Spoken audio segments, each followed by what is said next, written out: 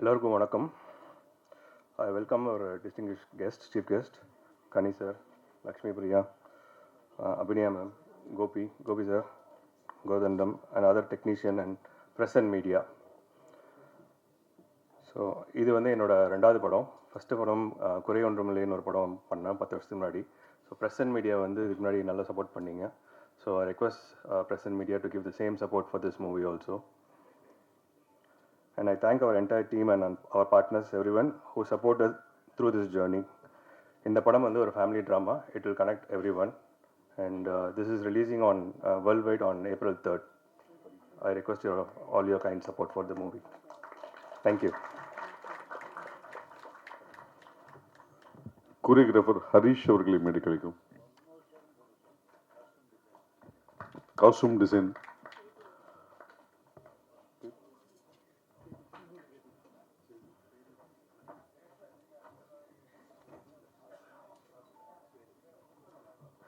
Designer Swethulakshmi, choreographer Harish. அடுத்ததாக இசையமைப்பாளர் திரு ராமானுஜம் அவர்.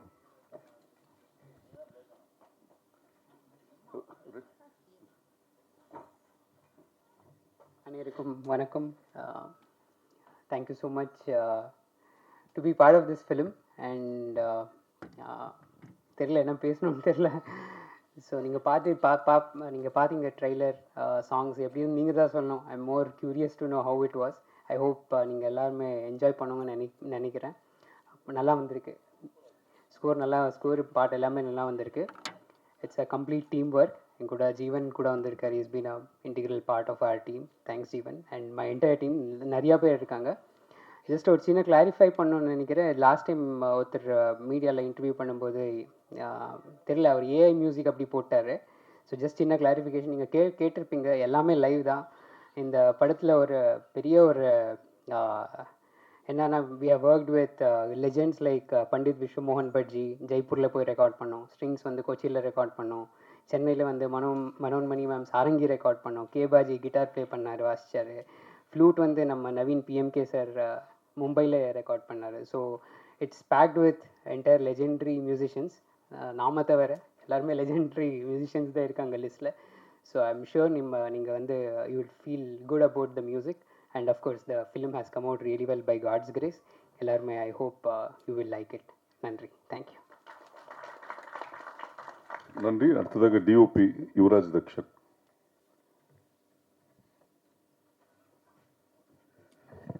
Hello, எல்லாருக்கும் வணக்கம். இந்த படம் என்னுடைய ஃபஸ்ட்டு படம்.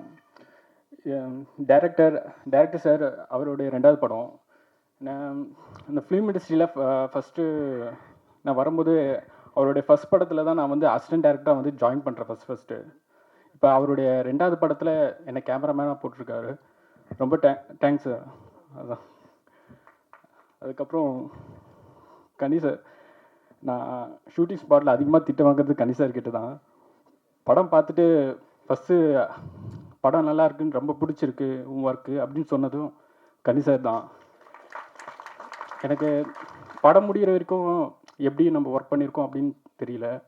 ஆனால் கனி சார் சொன்ன அப்புறம் தான் ஓகே, நம்ம நல்லா ஒர்க் பண்ணியிருக்கோம் அப்படின்ற ஒரு கான்ஃபிடென்ட்டே வந்தது.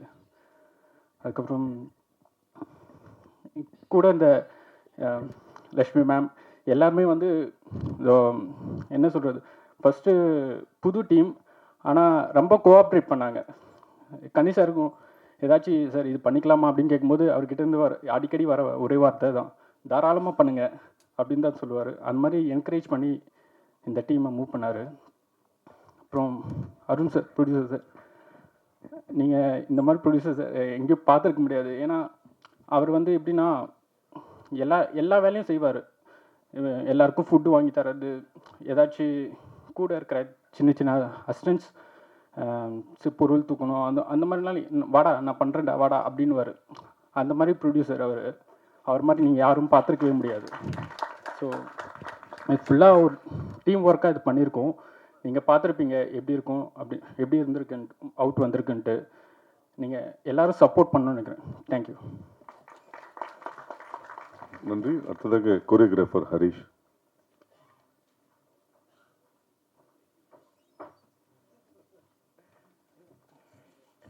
வணக்கம் எல்லாருக்கும். ஆஹ் ஆஹ் இந்த டீமுக்கு எனக்கு இன்ட்ரடியூஸ் பண்ணது ரொம்ப டிஓபி சார் யுவராஜ் பிரதர் தான். ஸோ இந்த டீம் இன்ட்ரடியூஸ் பண்ண உடனே நான் ஃபஸ்ட்டு டைரக்டர் சார் கூட ஒரு ஆட் பண்ணோம். ஸோ அட்வர்டைஸ்மெண்ட் அப்போ தான் எனக்கு ஃபஸ்ட்டு இந்த டீம் இன்ட்ரடியூஸ் பண்ணார்.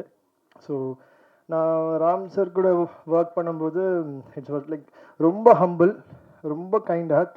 எதுவுமே எனக்கு தெரிஞ்சு அவர் முடியாது அப்படின்ற மாதிரி சொல்லவே மாட்டார்.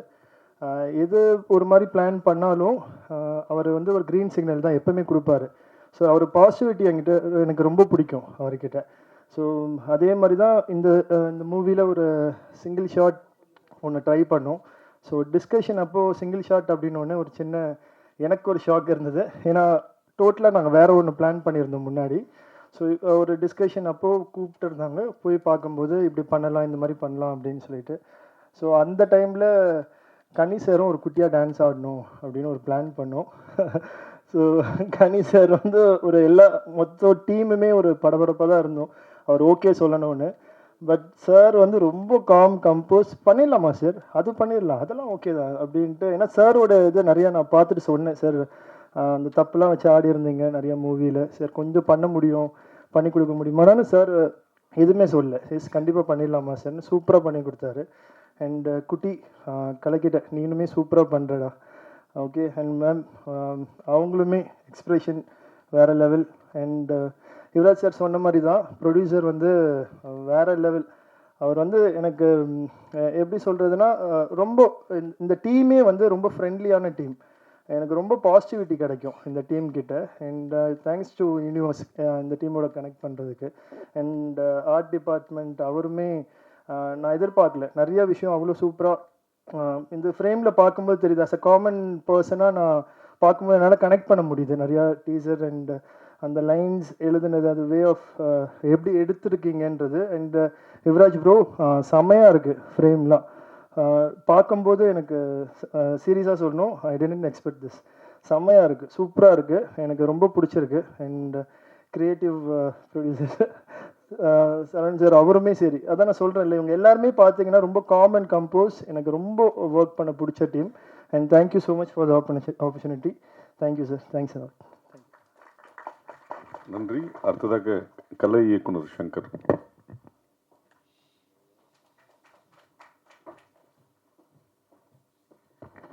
அனைவருக்கும் வணக்கம். ஃபஸ்ட்டு என்னோட முதல் நன்றி வந்து ஸ்ரீசரவணன் அன்னைக்கு தான். ஏன்னா இந்த டீமுக்கு என்னை இன்ட்ரடியூஸ் பண்ணது வந்து அவர் தான் இன்ட்ரடியூஸ் பண்ணார். ரொம்ப நன்றிண்ணே, உங்கள் நம்பிக்கையை காப்பாற்றிருப்பேன்னு நினைக்கிறேன். ரெண்டாவது வாய்ப்பளித்த இயக்குனர் கார்த்திக் பிரதர், அதுக்கப்புறம் ப்ரொடியூசர் அருண் அண்ணன், 2 பேருக்கும் ரொம்ப நன்றி.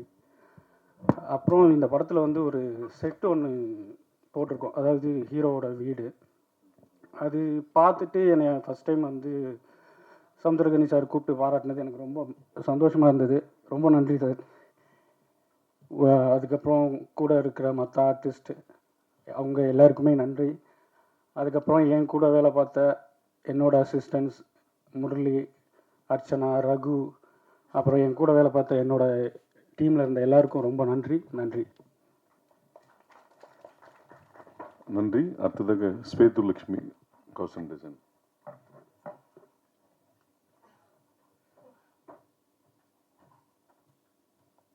எல்லாருக்கும் வணக்கம். நான் வந்து கேரளாவிலேருந்து வந்திருக்கேன். ஸோ எனக்கு ஃபஸ்ட்டு இந்த ப்ராஜெக்ட் கொடுத்த director sir and producer sir எல்லாருக்குமே ரொம்ப தேங்க்ஸ். இது என்னோடய ஃபஸ்ட்டு ப்ராஜெக்ட். நான் ரொம்ப நல்லா பண்ணியிருக்கேன்னு நினைக்கிறேன்.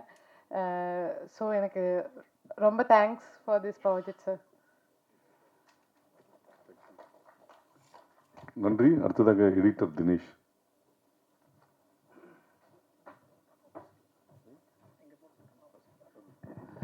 அனைவருக்கும் வணக்கம். ஸோ இது என்னோடய ஃபஸ்ட்டு மேடை, அதனால் எங்கள் அப்பா அம்மாவுக்கு ஃபஸ்ட்டு நான் ஒரு தேங்க்ஸ் சொல்லிக்கிறேன்.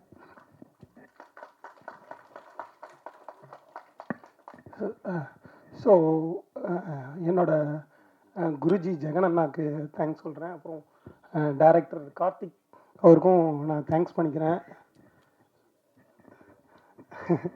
ஸோ ராம் சக்ரி, இந்த படம் ரொம்ப நல்லா வந்திருக்கு. ஒவ்வொரு ஃப்ரேமும் ஆக்சுவலாக நாங்கள் 3 பேருமே பயங்கரமாக டிஸ்கஸ் பண்ணி இது இருந்தால் தான் நல்லாயிருக்கும் அப்படின்னு ஒரு ஃப்ரேமாக நாங்கள் வச்சுருக்கோம். ஸோ கண்டிப்பாக இது பெஸ்ட்டாக வந்திருக்கு. எல்லாரும் பார்த்து April 3 எல்லாருமே பார்த்து என்ஜாய் பண்ணுங்கள். தேங்க்யூ. நன்றி. அடுத்ததாக மாஸ்டர் கரண் சக்கரவர்த்தி.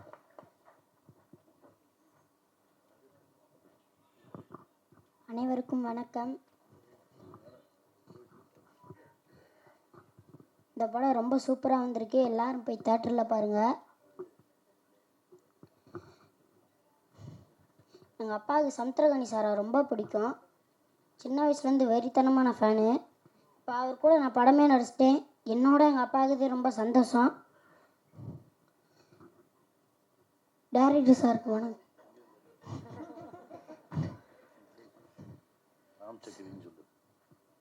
ராம் சக்கரி சாருக்கு நான் கண்டிப்பாக வணக்கம் சொல்லி நன்றி பண்ணிக்கிறோம். சமுத்திரகனி சார் எனக்கு கூட ஜாலியாகவே பழகினார். ஷூட்டிங் ஸ்பாட்டில் வாடா மகனேந்தே சொல்லுவார். சரி, வணக்கம்.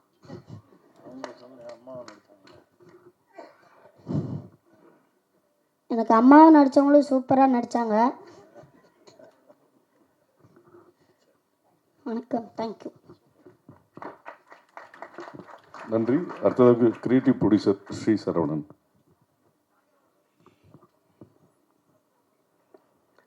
எல்லோருக்கும் வணக்கம். என் பேர் ஸ்ரீ சரவணன். இது எனக்கு புது ரோல் தான். என்னோட நன்றியை சிறப்பு விருந்தினர் ஐயா செந்தமிழன் அவர்களுக்கு தெரிவிச்சுக்கிறேன். வணக்கம் sir. And Samuthirakani sir and Lakshmi Priya and Abhinaya ma'am and எல்லாரும் இங்கே இருக்கிற எல்லா டெக்னீஷியன்ஸ்க்கும் என்னோட நன்றியை தெரிவிச்சுக்கிறேன், மற்றும் ஊடக நண்பர்கள். ஸோ ராம் சக்ரி அண்டு அருண் ரங்கராஜுலு இவங்க 2 பேரும் எனக்கு ஆல்மோஸ்ட் ஒரு 15-16 இயர்ஸாக ரொம்ப க்ளோஸ் ஃப்ரெண்ட்ஸு. ஸோ இந்த படத்துக்கு திடீர்னு நான் க்ரியேட்டிவ் ப்ரொடியூசர் ஒரு ரோலில் உள்ளே போகிறதுக்கு கனி சாரும் ஒரு காரணம். அவர் சொன்னார், நீ இந்த படம் ஃபுல்லாக கூட இருடா அப்படின்னு. அப்போ சார்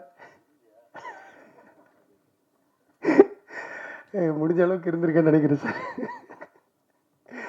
அண்ட் கார்த்திக் அண்ட் அருணுக்கு இந்த ஆப்பர்ச்சுனிட்டி கொடுத்ததுக்கு தேங்க்யூ ஸோ மச். அண்ட் இந்த படத்தோட மியூசிக் ராமானுஜம் ரொம்ப நல்லா வந்திருக்கு. ஸோ இது எங்கே கேட்டாலுமே ரொம்ப ஒரு ப்ளீஸிங்காக ப்ரீஸிங்காக ரொம்ப நல்லா இருக்குது ஆக்சுவலி. அண்ட் யுவராஜோட ஒர்க்கு நீங்கள்லாம் பார்த்துருப்பீங்க, ஃப்ரேம்ஸு. அண்டு ராகவ் ரமேஷோட சவுண்ட் டிசைன் அதுவுமே வந்து ரொம்ப நல்லா வந்திருக்கு. ஸோ ஓவராலாக இந்த படம் April 3 ரிலீஸ் ஆகுது. ஸோ இந்த ரோல் எனக்கு புதுசு. இதை வந்து கார்த்திக் அண்ட் அருண் எனக்கு நம்பி கொடுத்ததுக்கு நான் வந்து அதை கரெக்டாக பண்ணியிருக்கேன்னு நினைக்கிறேன். நம்பி உங்கள் எல்லாருக்கும் நன்றி சொல்லி என்னோட இதை முடிச்சுக்கிறேன். Thank you so much. நன்றி. அடுத்ததாக சவுண்ட் டிசைனர் ராகவ் ரமேஷ் மேடைக்கு வருமாறு.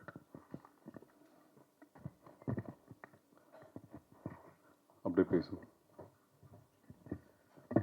அனைவருக்கும் வணக்கம்.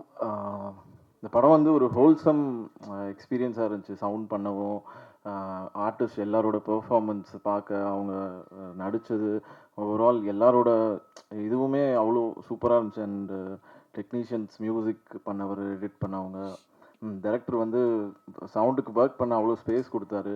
ஸோ மியூசிக் டைரக்டரும் ஸோ இது சவுண்டாக போகலாம், இது வந்து எஃபெக்ட்ஸாக போகலாம், அந்த ஒரு ஸ்பேஸ் இருந்துச்சு. அண்ட் இந்த ப்ராஜெக்டில் என்ன எனக்கு ரெக்கமெண்ட் பண்ண இந்த ஸ்ரீ சரவணன் ப்ரோ, அவருக்கு தான் நான் தேங்க் பண்ணோம். Thank you so much. And director Ram Zachary அவருக்கும் நன்றி. அண்ட் லக்ஷ்மி பிரியாவும் கூட ஐ திங்க் செகண்ட் ஃபிலிம் நான் எடிட் ஓ பட்டர்ஃப்ளை அவங்களோட லாஸ்ட் 2 வீக்ஸ் பேக் ரிலீஸ் ஆச்சு. தேங்க்யூ, எல்லாரோட அசோசியேட் ஆனது நன்றி. தேங்க்யூ. அடுத்ததாக அண்ணன் திரு கோதண்டம் அவர்கள்.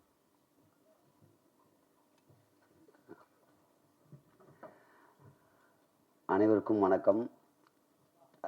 எல்லோரும் 2 நிமிஷம் பேசியிருக்காங்கன்னும் போது நானும் 2 நிமிஷம் பேசணுமான்னு தெரியல. இல்லை, ஃபில் பண்ண இந்த டைமிங்க்கு நீ டைம் எடுத்துக்க, எல்லாருக்கும் கொஞ்சம் டைம் பேசினாலும் நீ நிறைய பேசணும்னு சொல்லியிருக்கலாம். எதுவுமே சொல்லலை. கணி சார் அவர்களுக்கும் இயக்குனர் வந்து இப்போ 2 பேராக ஒருத்தரான்னு எல்லாருக்கும் டவுட்டு. சிலர் வராங்க கார்த்திக் சார்ன்றாங்க, சிலர் ராம் சார்ன்றாங்க. எனக்கு இப்போ டவுட்டு, யார் டேரக்டர்? அப்போது நான் நடிக்கும் போது அவர் பேர் கார்த்திக், இப்போ அவர் பேர் ராம் அப்படின்னு பேர் மாற்றி வச்சுருக்காரு.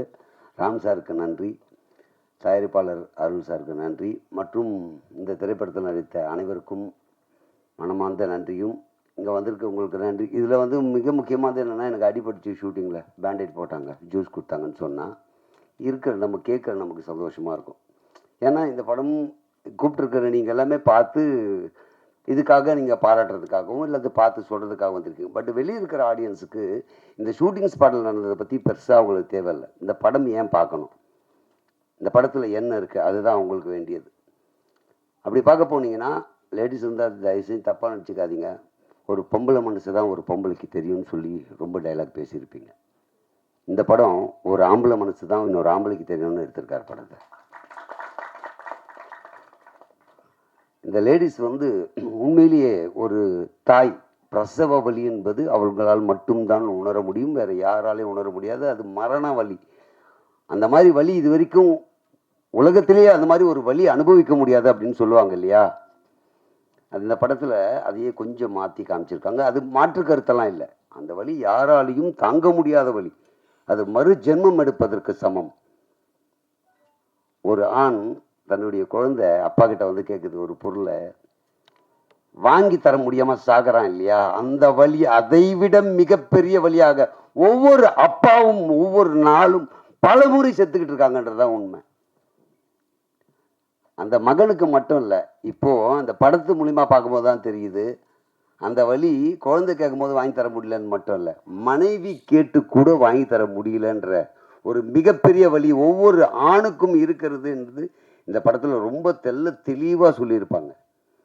பெண்கள் எப்பயுமே ஒரு விஷயத்தில் கணவனை விட்டு தர மாட்டாங்க.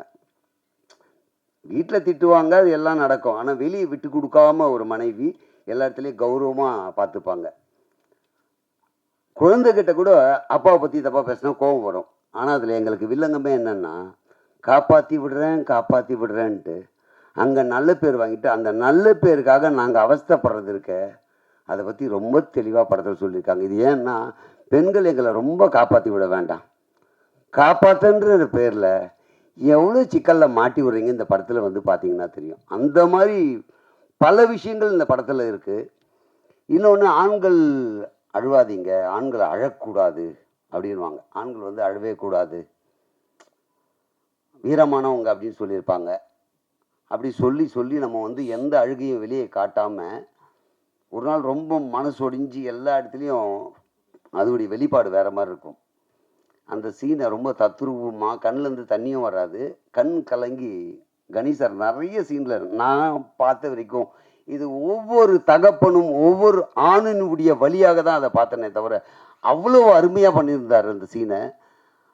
அதே மாதிரி இதில் நடித்தவங்க யாருமே நடிக்கலை, இயல்பாக வாழ்ந்துருக்காங்க. அவங்கள புகழ்ந்து பேசுகிற அளவுக்கு நான் நடிகன் கிடையாது. அதே நேரத்தில் இந்த படம் பார்க்கும்போது எனக்கு தோணுதுன்னா எல்லாமே வாழ்ந்துருக்காங்க. இந்த படம் பார்க்க வரவங்க கனெக்ட் ஆகிடுவாங்க ஒவ்வொருத்தருமே. இது என் வாழ்க்கையில் நடந்தது, இப்படி தான் என் வாழ்க்கையில் நடந்துக்கிட்டு இருக்கு, இப்படி தான் ஒவ்வொருத்தரும் வாழ்ந்துகிட்டு இருக்கோன்றதை காட்டக்கூடிய ஒரு அருமையான படம் இந்த படம். இன்னொரு சின்ன விஷயம், அதாவது தமிழக அரசுக்கு உடனே அரசியல் அப்படின்னு நினச்சிடாதீங்க, கான்ட்ரவர்சி எதுவும் இருக்காதுங்க.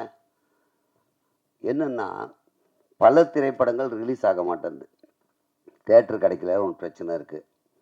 இதை நம்ம பேசி சரி பண்ண முடியாது. ஒரே வழி, கவர்மெண்ட்டு தமிழ்நாடு ஃபுல்லாக எல்லா மாவட்டங்களிலும் திரையரங்கத்தை கட்டணும். அரசே கட்டி குறைந்த டிக்கெட்டில் பார்க்க வச்சு, பார்க்கிங் சார்ஜ் இல்லாமல் சாப்பிட்ற உள்ளே விற்கிற ஸ்நாக்ஸு குறைந்த விலையிலையோ அல்லது நியாயமான விலையிலையோ விற்றா பல இயக்குநர்கள் வாழ்க்கை காப்பாற்றப்படும்.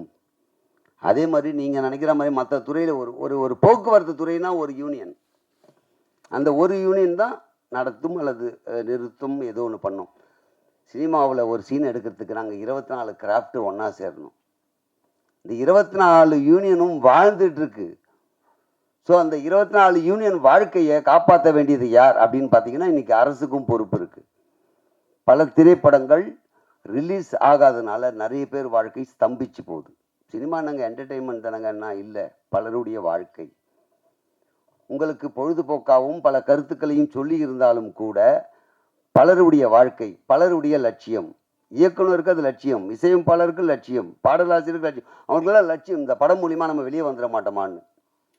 டெக்னிக்கலாக இருக்கிறவங்களுக்கு லைஃப், ஒரு நாள் வேலை கிடைச்சா அவங்க குடும்பத்தை அவங்க நடத்தி செல்ல முடியும். அப்போ இதுக்கு செவி சாய்த்து அரசு திரையரங்களை கட்டுங்கள், கட்டிட்டு குறைந்த விலையில் டிக்கெட் பண்ணிங்கன்னா சென்சார் போர்டு அதுக்கு நிறைய வரமுறை இருக்குது. சென்சார் போர்டில் என்னைக்கு வந்து இந்த படம் சென்சாருக்கு வந்தது, அந்த வரிசையில் இந்த படத்தை ரிலீஸ் பண்ணுறதுக்கு இந்த டேட் தரோம், அப்படி வரிசைப்படுத்தி கொடுத்தா எல்லா படமும் ரிலீஸ் ஆகும். ஸோ எங்களுக்கு வாழ்வாதாரம் உயரும், பல ஆரோக்கியமான படங்கள் வரும். நிறைய பேர் சொல்லுவாங்க நல்ல கதை எடுத்தால் பார்க்க தயாராக இருக்காங்க. நல்ல படம் எடுங்க, மக்கள் பார்ப்பாங்க. தேட்டருக்கு வந்தால் தானேங்க பார்க்கறதுக்கு, தேட்டரே கிடைக்கலையே, அதுதானே பிரச்சனையே. நல்ல கதை இருக்குது, நல்ல படம் இருக்குது, ரிலீஸ் ஆனதானங்க நீங்கள் பார்ப்பீங்க. ரிலீஸ் ஆகிறதுக்கு தேட்டர் எங்கே இருக்குது? இது நான் கான்ட்ரவர்சிக்காக பேசுகிறேன். இது உண்மையிலேயே நான் சிறு சிறு வேடமாக நடித்த 14 படம் இன்னும் ரிலீஸ் ஆகலை. எனக்கு ஒரு ஏக்கம் இருக்கும்ல, இந்த படம் ரிலீஸ் ஆனால் நமக்கு லைஃப் கிடச்சிடா, இந்த படத்தை மூலிமா நம்ம வெளியே தெரிஞ்சிட மாட்டோமான்னு ஒரு எண்ணம் இருக்கும்ல. அந்த மாதிரி பார்த்தீங்கன்னா ஒரு ஒரு சாதாரண விஷயம், ஒரு 14 படம்னா அப்போ எவ்வளோ படம் நின்று இருக்கோம் பாருங்கள். ஆனால் இந்த படமும் எனக்கு ஒரு லைஃப்.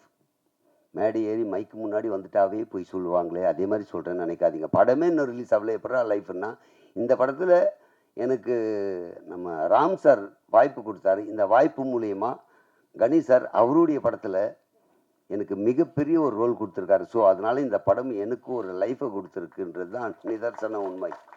ஒரு படம் நடித்து வெளிவரதுக்கு முன்னால் எனக்கு ஒரு லைஃபையே கொடுத்துருக்கு அப்படின்னும் போது, இந்த படம் வெளிவந்தப்புறம் நிச்சயமாக 100% எல்லா ஆண்களும் ஒரு சொட்டு கண்ணீர், அது உடனே சோகமான படம் நினச்சி இது வேறு போட்ட போகிறீங்க, எனக்கு வேறு பயமாக இருக்கீங்க, என்ன பேசணும்னு தெரியல மைக்கு முன்னாடி வந்துட்டா.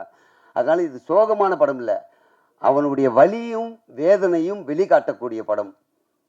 அப்படியாப்பட்ட படத்தை நீங்கள் ஆதரிப்பீங்கன்னு முழுசாக நம்புகிறோம். நாங்கள் எவ்வளோ காஸ்ட்லி கேமராவில் எடுத்து எவ்வளோ பெரிய நடிகர் நடித்தாலும் எவ்வளோ பண்ணாலும் நீங்கள் தான் கொண்டு போய் சேர்க்க முடியும். மீடியா மட்டும்தான் இந்த படத்தினுடைய விமர்சனத்தை கொடுத்து வெற்றி பெற செய்ய முடியும், மக்களையே கொண்டு சேர்க்க முடியும்ன்ற பெரிய நம்பிக்கை இருக்குது. அதனால் தயவு செஞ்சு இந்த படம் எல்லாரும் பார்க்கறதுக்கு தேட்டருக்கு வாங்க. நான் வந்து நடித்ததுக்காக கதை விட்டு போகிறேன் அப்படின்னா நீங்கள் பார்த்துட்டு உண்மையிலேயே சொன்னதில் விஷயம் இருக்கா இல்லையான்றது உங்களுக்கு தெரியும். ஸோ சும்மா நம்ம வந்து ஏதோ ஒன்று பேசி போயிட்டோன்னா நாளைக்கு என்னை பார்க்கும்போதெல்லாம் என்னையா போய் சொல்லி இந்த படம் அப்படி இல்லையேன்னு திட்டுவீங்கல்ல. அப்போ நான் படம் நல்லா இருக்குன்னு கேரண்டியாக சொல்கிறேன்னா நீங்கள் வந்து பார்த்தீங்கன்னா 100% இந்த படத்துக்கு நீங்கள் கேரண்டியாக வரலாம், ஃபேமிலியோடு வரலாம். பெண்களை நான் இப்போ சொன்னதுக்காக பெண்களுக்கான படமாக இல்லையான்னா, ஒரு பெண் எதற்காக ஆணை வற்புறுத்துகிறாங்க, அவனுடைய தன்மானத்தை எப்படியெல்லாம் காப்பாற்றணும்னு நினைக்கிறாங்க, எவ்வளோ வலி இருக்குது, வேதனை இருக்குது, இந்த சமூகத்தில் புருஷனை எவ்வளோ உயர்த்தி காட்டணுன்றதுக்காக பண்ணுறாங்கன்ற விஷயத்தையும் சொல்லியிருக்காங்க. அதுக்காக இது ஆணாதிக்க திரைப்படம் அல்லது ஆணை உயர்த்துகின்ற படம்லாம் கிடையாது, ஒரு குடும்ப சூழ்நிலையில் இருக்கின்ற விஷயம். இந்த படத்தில் வந்து நிறைய கதைகளை பற்றி அவர் சொல்லுவார். ஏன்னா ஃபாரின் போய் ஒருத்தர் என்ன கஷ்டப்படுறாங்க, அதான் சொல்றேன். ஒரு படத்தில் ஆணை பற்றியும் பெண்ணை பற்றியும் ஒரு குழந்தைக்கு தேவையானதை பற்றியும் அந்நிய நாட்டில் போயிட்டு கஷ்டப்பட்டு வர்றது எல்லாமே இந்த படத்தில் காமிச்சிருப்பாங்க. அதனால் இந்த படம் திரையரங்கத்திற்கு வந்தால் மிகப்பெரிய மாற்றம் கிடைக்கும்.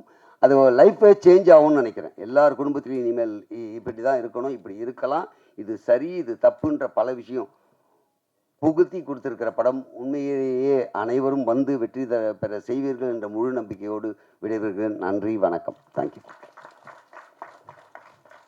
நன்றி. அடுத்ததாக ஒரு சிறு தகவல். கிரியேட்டிவ் ப்ரொடியூசர் ஸ்ரீ சரவணன் அவர்கள்.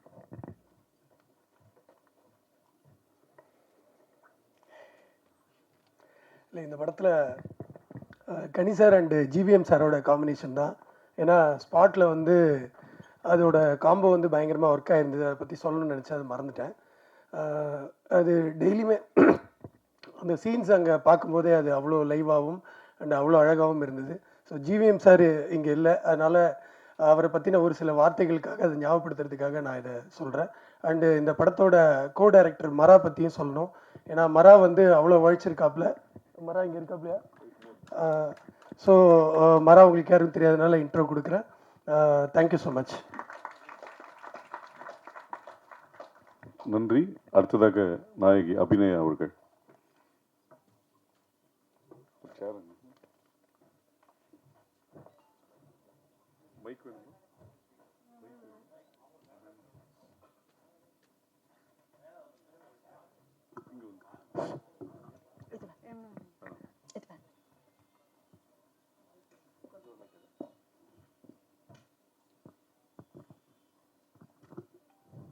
வணக்கம், எல்லோருக்கும் வணக்கம். ரொம்ப ரொம்ப மிக நன்றி ராம் சக்ரி சாருக்கு என்ன செலக்ட் பண்ணி இந்த ரோல் கொடுத்தாங்க. இது ரொம்ப நேச்சுரலான ஒரு very homely and homey role. அது அதுக்கு நான் வந்துட்டு ரொம்ப ரொம்ப thanks. Plus hats off to you sir for giving me this opportunity. And அவ்வளோ ஸ்கில்ஃபுல்லான ஒரு டைரக்டர். தேங்க்யூ.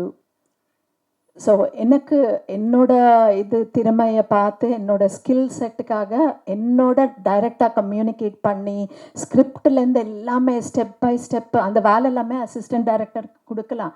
ஆனால் கொடுக்காம டைரெக்டாக பர்சனலாக இன்வால்வ் ஆகி என்னை கைட் பண்ணி இந்த ரோலுக்கு கொண்டு வந்திருக்காங்க. ரொம்ப ரொம்ப தேங்க்ஸ் உங்களுக்கு சார். தென் ப்ரொடியூசர் சார் உங்களுக்கு ரொம்ப தேங்க்ஸ். ரொம்ப ஸ்மூத்தாக எல்லாமே அந்த ஷூட்டிங் செட்ஸில் எல்லாமே ரொம்ப ஸ்மூத்தாக ஒரு இந்த ப்ராஜெக்ட் போயிருக்கு. ரொம்ப ரொம்ப தேங்க்ஸுங்க.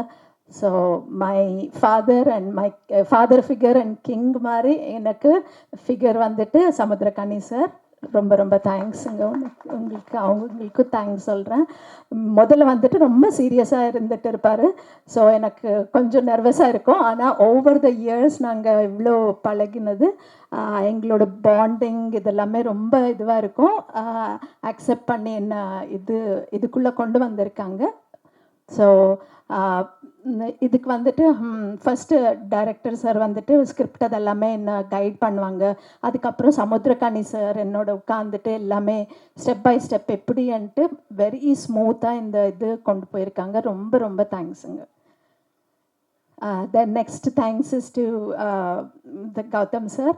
ஸோ அவரோட ஒர்க் பண்ணது plus entire team cast Lakshmi Priya. she is such a superb actress, very natural, ஒரு ஹோம்லியான role and her acting is superb.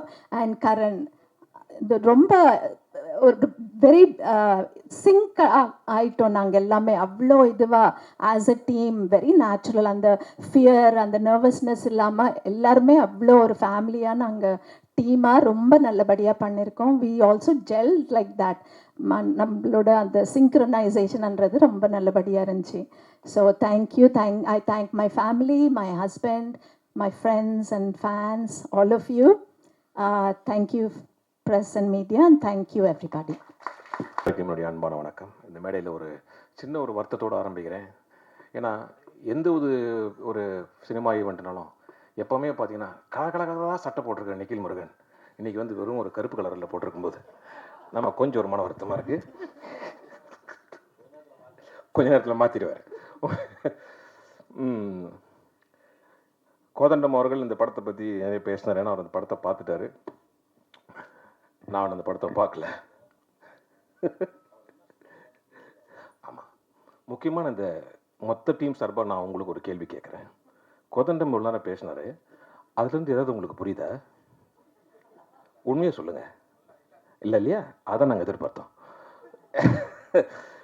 இந்த படம் வந்து உண்மையிலே ஒரு கம்ப்ளீட் ஃபேமிலி என்டர்டெயின்மெண்ட், அதுக்கான ஒரு கேரண்டி இருக்குது. நான் வந்து இந்த படத்தை இன்னும் பார்க்கல, அதனால் வந்து அதை சம்பந்தமாக நான் வந்து பேசுகிறதுக்கு பதிலாக இந்த படத்துக்கு எனக்கும் எப்படி ஒரு தொடர்பு வந்ததுன்றதை பற்றி நான் பேசுகிறேன். முதல்ல இந்த விழாவினுடைய கதாநாயகன் இசையமைப்பாளர், அவருக்கு நம்ம ஒரு பெரிய கைத்தட்டலோட இந்த விழாவை நம்ம வந்து அவரை ஆசீர்வதிக்கணும். ஏன் அப்படின்னா இது அவருடைய முதல் ப்ராஜெக்ட். அவருக்கு நீங்கள் பேசும்போது பார்த்தீங்கன்னா என்ன பேசுறதுனே தெரியாமல் கம்ப்ளீட்டாக அவ்வளோ நர்வஸாக அவர் பேசும்போது நமக்கு தெரியுது இது வந்து ஒரு முதல் மேடை. அவர் வந்து ஒரு உலக மேடைகள்லாம் போனோம் அப்படின்றது வந்து இந்த படம் வந்து நிச்சயமாக அவருக்கு ப்ரூவ் பண்ணும். ஏன்னா அவர் வந்து ஒரு விஷயம் சொன்னார், எத்தனை பேருக்கு இது போய் சேர்ந்ததுன்னு தெரில. இந்த கம்போசிங் இந்த பாடலில் பார்த்தீங்கன்னா நிறைய லைவாக எடுத்துருக்கோன்னு சொன்னார். அது வந்து எத்தனை பேருக்கு உங்களுக்கு புரிஞ்சிருக்குன்னு தெரியல.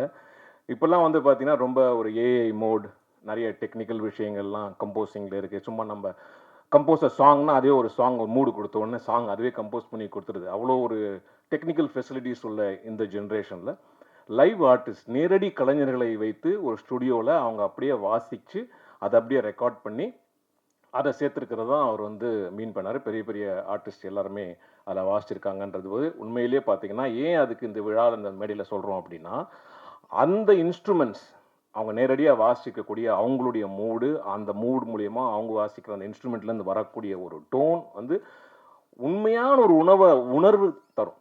இப்போ இந்த படத்தில் பார்த்தீங்கன்னா இப்போ கணேஷ் சாருடைய ஒவ்வொரு ரியாக்ஷன்ஸுக்குமே பார்த்தீங்கன்னா ஈக்குவலான ஒரு உணர்வு கொடுக்கணும், அது இசையால் மட்டும்தான் முடியும். ஸோ எவ்வளவு எலிவேட் ஆகிருக்கு அப்படின்னா அந்த படம் வந்து அந்த கம்போசருடைய தாட் ப்ராசஸ், அந்த வாசித்த அந்த இசை கலைஞர்கள் நேரடியாக இதெல்லாம் வந்து ரொம்ப முக்கியமான காரணம். இந்த விழா மேடையில் அது சொல்லணுன்றது ரொம்ப முக்கியமான ஒரு விஷயம். ஸோ என்னுடைய உரையில் வந்து நான் 2-3 விஷயங்கள் சொல்கிறேன். முதல்ல வந்து ஃபஸ்ட்டு நான் எந்த மேடைகள் போனாலுமே, எந்த ஒரு சினிமா நடிக்க போனாலுமே முதல்ல நான் வந்து ஃபஸ்ட்டு நான் பேசக்கூடிய நபர் வந்து கனி சார். அது ஏன் அப்படிங்கிறது பார்த்தீங்கன்னா, நான் வந்து அவரும் சரி, நாங்கள் 2 பேருமே வந்து கேபி சார் அவங்களுடைய பள்ளிக்கூடத்துலேருந்து வந்தவங்க. அவர் ரொம்ப பெரிய ஸ்டூடெண்ட்டு, நான் ரொம்ப ஆவரேஜ் ஸ்டூடெண்ட்டு, மொக்க ஸ்டூடெண்ட் வச்சுக்கேன். ஸோ என்னுடைய முதல் படம் அவங்க தான் என்னை அறிமுகப்படுத்துகிறாங்க. ஸோ எனக்கு முதல்ல என் படத்தில் டயலாக் சொல்லி கொடுத்தவர் கனி சார் தான். ஸோ அதுலேருந்து எனக்கு பழக்கம். இப்போ அடுத்த படம் அவர் கூட நான் நடிச்சிட்டு இருக்கேன். ஸ்கூல் பஸ்ன்னு ஒரு படம். அது ஏன் சொல்கிறேன்னு கேட்காதீங்க. அந்த படத்தில் எனக்கு வந்து ஒரு முஸ்லீம் கேரக்டர். அந்த படத்தில் அவ்வளோ அழகாக அந்த கதாபாத்திரத்தை எழுதியிருப்பார். அதிலிருந்து நான் அவரை வந்து தம்பியோ அண்ணனோ சாரோ கூப்பிட்றதில்ல, சலாம் அலைக்கும் பாய். அதுலேருந்து அவர் எனக்கு பாய் தான். ஸோ நாங்கள் 2 பேரும் பார்க்கும்போது சலாம் அலைக்கும் பாய் தான் சொல்லிப்போம். அதை நீங்கள் வந்து ஒரு இஸ்லாமிய சகோதரராக எடுத்துக்கலாம், இல்லை ஹிந்தியில் பார்த்தீங்கன்னா அண்ணான்னு எடுத்துக்கலாம், இல்லை தம்பின்னு எடுத்துக்கலாம், இல்லையா பாய். பார்த்தீங்கன்னா என்றைக்குமே யங்காக அப்படியே ஃபிட்டாக ஒரு யங் பாய் மாதிரி இருப்பார் எங்கள் கனி சார். சலாம் அலைக்கும் பாய். ஸோ அந்த மாதிரி ஒரு விஷயங்கள். அதே மாதிரி அவரை பற்றி நீங்கள் சொல்லணும் அப்படின்னா அவருடைய க்ரோத் எல்லாருக்குமே தெரியும், எல்லாருமே நம்ம பார்த்துருக்கோம். ஆனால் அவருடைய பல நடிப்புகளில் பார்க்கும்போது எல்லாத்துலேயுமே ரொம்ப அப்படியே பயங்கர ஸ்டிஃபாக அப்படியே இருப்பார். இந்த படத்தில் மட்டும்தான் பயங்கர லூசனப்பான ஒரு ஆக்டிங், ரொம்ப கேஷுவலாக ஒரு சராசரி ஒரு மனிதனை வந்து ரொம்ப இயல்பாக வந்து இந்த காட்சிகளில் கொண்டு வந்திருப்பார். அதே மாதிரி அவரை வந்து நம்ம கேமராமேன் சொன்னார் திட்டிகிட்டே இருப்பார் அப்படின்னு. அவர் அப்படி கிடையவே கிடையாது. அவர் பார்த்தீங்கன்னா ஒரு பாயிண்ட் ஒன்று சொன்னார்னா அதில் கண்டிப்பாக ஒரு விஷயங்கள் நமக்கு வந்து ஒரு லேர்னிங் சென்ஸ் கிடைக்கும். அதுக்கு தான் சொல்லலைன்னா சொல்ல மாட்டார், தேவையெல்லாம் வரவே மாட்டார். அவர் அவங்க பண்ணிட்டு இருக்க விடுங்க நம்ம போகலாம் அப்படின்னு போயிடுவார். அக்கறை இருந்தால் மட்டுமே தான் நெருங்கி வருவார், இல்லைன்னா வரமாட்டார். ஸோ அதனால் அவர் திட்டுறதுலாம் கிடையவே கிடையாது. ஒன்று சொல்லுவார் கரெக்டாக இருக்கும், அப்படி நீங்கள் ஏதாவது ஒன்று சொல்லுங்களேன், அதில் ஏதாவது புதுசாக இருந்தால் அதையும் கற்றுப்பார். So that is what Ghani sir. So ரொம்ப தேங்க்ஸ் சார். ஏன்னா நாங்கள் 2 பேரும் நடிக்கும்போது கூட இந்த படத்தில், அவர் படத்தில் ஆல்மோஸ்ட் எல்லா படத்துலையும் நான் இருப்பேன். எனக்கு வந்து அட்லீஸ்ட் ஒரு சீனாக அது அவர் கொடுத்துருவார். நிமிர்ந்து நெல்லேருந்து சரி, போராளிலேருந்து சரி, இப்போ எடுத்துக்கிற ஸ்கூல் பஸ், தொண்டன் எல்லாத்துலேயுமே. ஸோ அதனால் என்னுடைய முதல் நன்றியை நான் அவருக்கு கண்டிப்பாக என் குடும்பத்தின் சார்பாக தெரிவித்துக் கொள்ள கடமைப்பட்டிருக்கிறேன். ஒன்றாச்சா. 2வது இந்த படத்தில் வந்து பார்த்தீங்கன்னா என்னை வந்து நடிக்க கார்த்திக் தான் கூடும் சொல்கிறேன். இது வந்து ஒரு இசை விழாவோட அவருடைய பேர் மாற்று விழாவை தான் நான் அதை பார்க்குறேன். அவர் இனி தான் நம்ம பேர் வைக்கிறோம் எல்லாரும் சேர்ந்து. காது குத்தியாச்சா? ரைட். சரிங்களா. ஸோ நான் ஃபஸ்ட்டு அவரை என்னை கூப்பிட்டோன்னா நான் போய் அவரை பார்க்குறேன். இந்த மாதிரி டேரக்டர் பேர் என்னப்பா வெளியில் தான் கேட்டேன். சார் அவர் பேர் கார்த்திக் அப்படின்னாங்க. எங்கே பார்க்காரு? உள்ளே இருக்காருன்னு. கதவு இப்படி திறந்தேன். அவர் இப்படி உட்கார்ந்தாரு சேரில். ஹலோ கார்த்திக் அப்படின்னா டக்குனு ஷாக் ஆச்சு. என்னங்க எனக்கு தெரிஞ்ச மாதிரியே பேசுகிறீங்க அப்படின்னாரு. உங்கள் பேர் கார்த்திக் தானே அப்படின்னா. ஆமாம் சார் கார்த்திக் அப்படின்னா. அதுக்கப்புறம் எனக்கு அந்த ரோல்லாம் சொன்னார். சார் என்ன சார் இந்த ரோல் என்ன சார் எனக்கு ஏன் சார் கொடுத்தீங்க அப்படின்னு. அவர் சொன்ன ஒரு வார்த்தை என்னென்னா, சார் இது கொஞ்சம் ஸ்டைலாக பேசணும், கொஞ்சம் எமோஷன் இருக்கணும், காமெடி இருக்கணும், மக்கள் உங்களுக்கு கனெக்ட் பண்ணணும், இது எல்லாத்தையும் பார்த்தோம் சார். நாங்கள் தேடி பார்த்தோம், எங்களுக்கு யாருமே கிடைக்கல சார், கரெக்டாக நீங்கள் தான் கிடைச்சிங்க அப்படின்னாரு. சரி ரொம்ப சந்தோஷமாக இருக்குது சார் அப்படின்னு. கொஞ்சம் பேமெண்ட் மட்டும் குறைச்சிங்க சார்னாரு. இதுக்காக சார் எவ்வளோ சொன்னீங்க அப்படின்னேன். இல்லை சார் இந்த ரோல் உங்களுக்கு தான் சூட்டும் அப்படின்னாரு. என்ன சொன்னாரோ அதை அப்படியே பர்ஃபெக்டாக எடுத்தார். ஆனால் இன்னொரு வந்து சொன்னார், சார் இது வந்து கொஞ்சம் ரெகுலராக இருக்க வேண்டாம், இந்த கதாபாத்திரத்துக்கு எங்களுக்கு கொஞ்சம் ஒரு வித்தியாசம் வேணும். என்ன சார் வித்தியாசம்? நீங்கள் சொன்னால் தான் நான் பண்ணுவேன். இல்லை நீங்கள் சமீபத்தில் உங்களுடைய வீடியோஸ்லாம் பார்த்தேன், இந்த பெங்களூர் தமிழ் வந்து ரொம்ப வைரலாக போயிடுச்சு, அதே மாதிரி இந்த கேரக்டர் கொஞ்சம் பேசி காட்டுங்க சார் அப்படின்னாரு. என்ன சார் அது ஒர்க் அவுட் ஆகுமா? இல்லை சார் கண்டிப்பாக ஒர்க் அவுட் ஆகும், பேசுங்க சார். நான் கார்த்திக் சார் சொல்லுங்க, எப்படி இருக்கிறீங்க, நல்லா இருக்கிறீங்களா? இந்த படத்தில் நடிக்கணும்னு சொல்லிக்கிறீங்களா? கொலிக்கிறதா கிடைக்காதுன்னு பார்த்துறீங்களா? பெஜாரா அடிங்க சார், இதை அப்படியே பேசுங்க சார் அப்படின்னாரு. ஸோ இதை அப்படியே ஃபாலோ பண்ணி அவங்க கொடுத்த டயலாகை அந்த கதாபாத்திரத்துக்கு வச்சுருக்கோம்.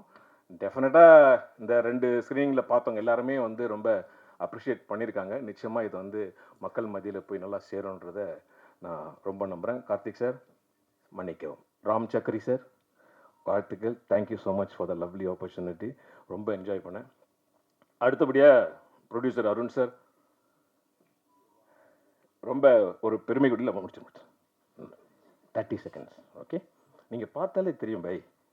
ஓகே, அடுத்த படத்துக்கு ஒரு விதையை போடணும் வேண்டாமா? சாரி, மன்னிக்கவும். இல்லை, அருண் சார் பற்றி சொல்லணும் அப்படின்னா, இப்போ நம்ம நிறைய படத்தில் நடிக்கிறோம், பேமெண்ட் பேசுகிறோம். ஓகே, அப்புறம் வந்து ஒரு டைமில் பேமெண்ட் வரும், ஒரு டைமில் பேமெண்ட் வராது. நம்ம ஃபோன் பண்ணோம் அப்படின்னா வச்சிங்களேன், அது வேறு மாதிரி போகும். ஆனால் அருண் சார் அப்படி கிடையவே கிடையாது. நம்ம எப்போ ஃபோன் பண்ணாலும் எடுத்துருவார், அப்புறம் தரேன்னு சொல்லுவார். அதனால் எதை சொல்ல வரேன்னா, நான் ஃபோன் அடித்தா அவர் வந்து எடுக்காமல் இருந்ததே கிடையாது. அதனால் அவருக்கு என்னுடைய மனமார்ந்த நன்றி. இந்த படத்தில் வந்து எனக்கு எந்த பேமெண்ட்டும் பெண்டிங் இல்லை, இல்லை கரெக்டாக செட்டில் ஆயிடுச்சு. அதுக்கு பெரிய வாழ்த்துக்கள். நிச்சயமாக இந்த படம் வந்து ஒரு மிகப்பெரிய ஒரு ஃபேமிலி என்டர்டெய்னராக இருக்கும். அது எங்களுக்கு கனி சாரெல்லாம் பார்க்கும்போது எங்களுக்கு வந்து எங்கள் ஃபேமிலியில் ஒருத்தர் மாதிரி தான். அதனால் நிச்சயமாக இந்த படம் வெற்றி பெறணும்னு இறைவனை நான் ரொம்ப பிரார்த்திக்கிறேன். இதில் இருக்கக்கூடிய நிறைய புதுமுகங்கள், டெக்னீஷியன்ஸ் எல்லாமே இருக்காங்க. எல்லாருக்கும் என்னோட மனமார்ந்த வாழ்த்துக்கள். Lakshmi, Abhinaya, to all of you. உட்காந்துட்டேங்க, இன்னொரு வாட்டி படம் பார்க்கணும் உனக்கு. ஸோ எல்லாருக்கும் என்னுடைய மனமார்ந்த வாழ்த்துக்கள். கேமராமேன் சரி, எடிட்டர், மியூசிஷியன் ராமானுஜம் சார், எல்லாரும் என்னுடைய மனமார்ந்த வாழ்த்துக்கள். ப்ளீஸ் நல்ல ஒரு பாசிட்டிவ் ஃபீட்பேக் கொடுங்க. ஏன்னா இப்போ வந்து இன்றைக்கி இருக்கிற ஒரு காலகட்டத்தில் சொன்ன மாதிரி தேட்டருக்கு மக்கள் வரமாட்டாங்க தேட்டருக்கு வரமாட்டாங்க அப்படின்ற ஒரு பொய்யான போக்கு போயிட்டே இருக்குது இல்லை. அது அப்படி கிடையாது. நம்ம நல்ல ஒரு பாசிட்டிவாக ஒரு விஷயத்த சொன்னோம்னா நிச்சயமாக மக்கள் வருவாங்க. துரந்தர் அப்படிங்கிற ஒரு படம் 4.25 மணி நேரம் சார், 4.25 மணி நேரம். மண்டே 2 மணிக்கு ஷோக்கு போனோம், ஹவுஸ்ஃபுல் தியேட்டரில். அதுக்கு வந்து காரணம் வந்து மக்கள் ஸ்ப்ரெட் பண்ண ஒரு நல்ல பாசிட்டிவான ரிவ்யூஸ். படம் நல்ல படம் அதான். அதனால் நீங்கள் எப்படி ஒரு பாசிட்டிவாக மக்கள்கிட்ட கொண்டு போகிறீங்களோ இந்த படம் நிச்சயமாக வெற்றி அடையும். அனைவருக்கும் நன்றி. தேங்க்யூ. நன்றி. அடுத்ததாக நாயகி லக்ஷ்மி பிரியா அவர்கள்.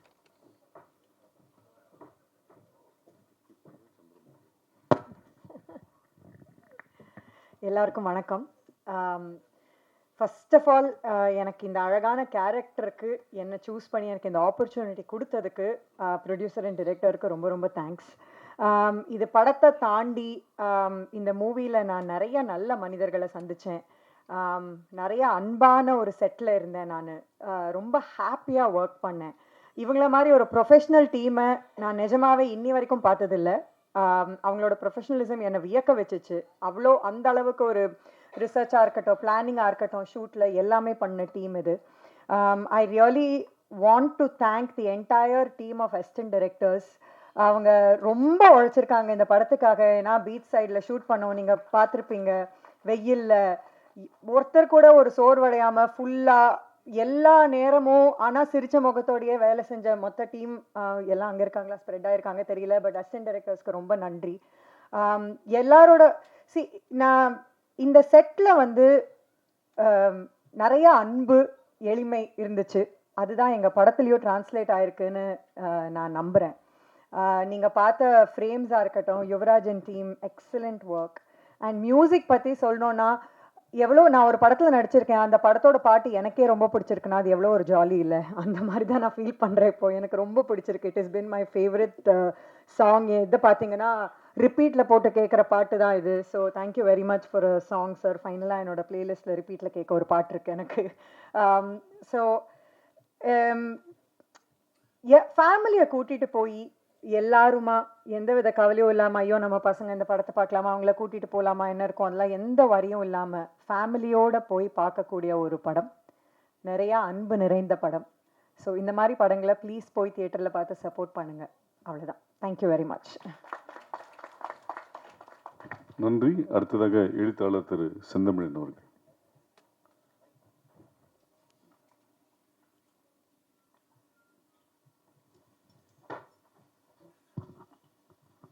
அனைவருக்கும் வணக்கம். என்னுடைய நண்பர் சமுத்திரகனி மற்றும் இயக்குனர் ராம் சக்ரி ஆகியோருடைய அழைப்பினால் இந்த நிகழ்வில் நான் கலந்து கொள்ளும் வாய்ப்பு அமைந்திருக்கிறது. நேற்று இந்த திரைப்படத்தை அனைவரும் பார்த்தோம். அந்த படத்தின் கருவிலிருந்து சில கருத்துக்களை அனைவரிடமும் பகிர்ந்து கொள்ள வேண்டும் என்பது என்னுடைய விருப்பம். இந்த திரைப்படம் இன்று உலகில் நிகழ்ந்து கொண்டிருக்கும் ஒரு சூழலை சில மாதங்களுக்கு முன்பே பதிவு செய்திருக்கிறது. வளைகுடா நாடுகளில் பணியாற்றுபவர்களுடைய மன நெருக்கடி இன்று ஒரு போரினால் உருவாகி இருக்கிறது. ஆனால் இந்த திரைப்படம் அதே மன நெருக்கடியை பதிவு செய்கிறது. அது ஆயுதப் போரினால் விளைவது அல்ல, சமூக உளவியல் போரினால் எழுவது. இந்த படம் ஒரு அடிப்படையான கேள்வியை எழுப்புகிறது. தமிழகத்திலிருந்து எதற்காக வளைகுடா நாடுகளுக்கோ அல்லது அது போன்ற நாடுகளுக்கோ வேலைக்கு செல்கிறார்கள்? அப்படி செல்வதற்குரிய நியாயமான காரணங்கள் இருக்கின்றனவா என்ற கேள்வியை இந்த திரைப்படம் மிகவும் அழகாக, உணர்ச்சி அளவில் நேர்மையாக எழுப்புகிறது. நேர்மையான அல்லது நியாயமான காரணங்களின் அடிப்படையில் அந்நாடுகளுக்கு பணிக்கு செல்பவர்கள் ஏறத்தாழ இல்லை அல்லது மிக குறைவு என்பதுதான் இந்த படம் ஒரு கதையின் ஊடாக பதிவு செய்திருக்கக்கூடிய கருத்து. இது நான் முன்னெடுத்து கொண்டிருக்கும் செம்மை ஆசான் பள்ளி என்ற எங்களுடைய அமைப்பு ஏறத்தாழ 10 ஆண்டுகளாக முன்வைக்கும் கொள்கை. நாங்கள் அனைவரும் ஊர் திரும்புங்கள் என்று அழைத்து கொண்டிருக்கிறோம். அவரவரும் அவரவருடைய கிராமத்திற்கு செல்வது அல்ல, ஒவ்வொரு மனிதரும் இது என் ஊர் என்ற உரிமையுடனும் மனம் மற்றும் உடல் நலனுடனும் எங்காவது வாழ இயன்றால் அது அவருடைய ஊர். அது எந்த ஊராக வேண்டுமானாலும் இருக்கலாம். ஏனென்றால் தமிழர்கள் ஏறத்தாழ 7000 ஆண்டுகளுக்கு முன்பே கடலோடிகள் தான். நாம் எல்லா நாடுகளுக்கும் சென்றிருக்கிறோம், திரும்பி இருக்கிறோம், சில வேளை அங்கு தங்கி இருக்கிறோம். நமக்கு இந்த பயணங்களோ அல்லது நாடுகளுக்கு இடையே பரவி வாழ்வதோ புதிதல்ல, அது குற்றமும் அல்ல. கேள்வி என்னவென்றால், நீ எங்கு இருந்தாலும் உடல் நலம் மனநலம் குன்றாமல் இருக்கிறாயா? ஆம் என்றால் அது உன் ஊர், இல்லை என்றால் அது உன் ஊர் அல்ல. இந்த சென்னை மாநகரில் இருப்பவர்களுக்கு இந்த கேள்வி உரியது. அவரவரும் அவரவருடைய மனதில் இதற்கு விடை கூறிக்கொள்ளலாம். வெளியே என்ன பேசினாலும் உள்ளே ஒருவன் இருக்கிறான், அவன் உண்மையை உணர்த்துகிறான் அல்லது அவன் நம்மிடம் உண்மையை எதிர்பார்க்கிறான். எவ்வாறாயினும் உள்ளே இருப்பவனுக்கும் நமக்கும் இடையில் இருக்கும் உறவு உண்மை மட்டும்தான். நான் உடல் அளவிலும் மனநிலையிலும் நலமாக இருக்கிறேன் என்று உங்களால் உண்மையாக உள்ளே உறையும் இறைவனிடம் உரைக்க முடிந்தால் நீங்கள் உங்கள் ஊரில் இருக்கிறீர்கள். இல்லை என்றால் நீங்கள் பிறந்த ஊராக இருந்தாலும் நீங்கள் உங்கள் ஊரில் இல்லை. இதுதான் ஊர் என்ற சொல்லின் வழியாக நான் முன்வைத்து கடைபிடித்து கொண்டிருக்கும் கொள்கை. இந்த கருத்தின் சில சாயல்களை நான் இந்த திரைப்படத்தில் கண்டேன்.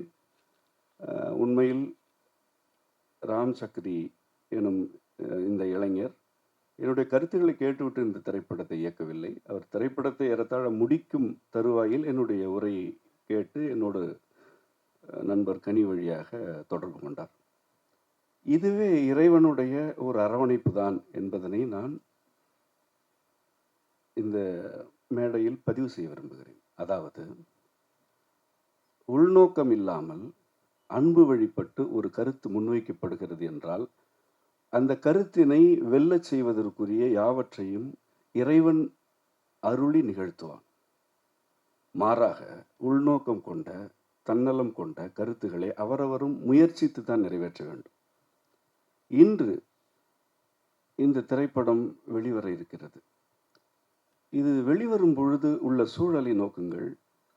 வளைகுடா நாடுகளில் இருந்து கிளம்பி வர வாய்ப்பற்று நம்முடைய உறவினர்கள் அங்கே இருக்கிறார்கள்.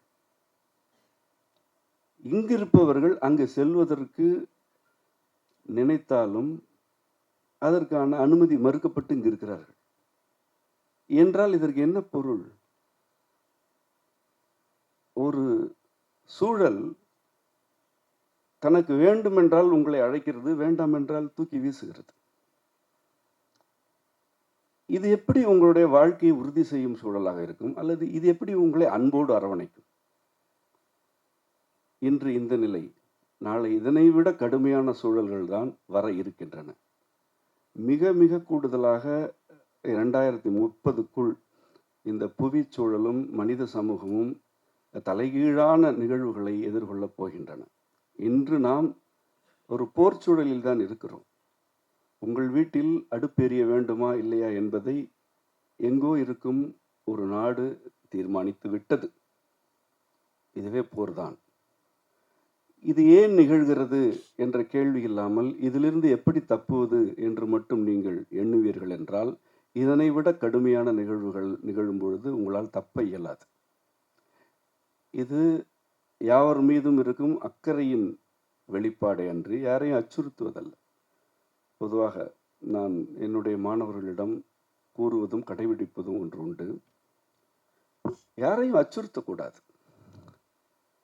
தீமை நிகழ்ந்துவிடும் என்று சொல்லக்கூடாது. ஆனால் தீமை நிகழ்ந்தால் எப்படி அதிலிருந்து மீண்டு வர வேண்டும் என்ற கல்வி மிக மிக இன்றியமையாதது. நீ கெட்டு போவாய் என்று கூறுவதல்ல நோக்கம். கெடுக்கும் சூழல் வந்தால் எப்படி மீண்டு வர வேண்டும் என்று உணர்த்துவதும் அறிவுறுத்துவதும் தாய்மை. அந்த தாய்மை ஒவ்வொருவருக்கும் இருக்க வேண்டும்.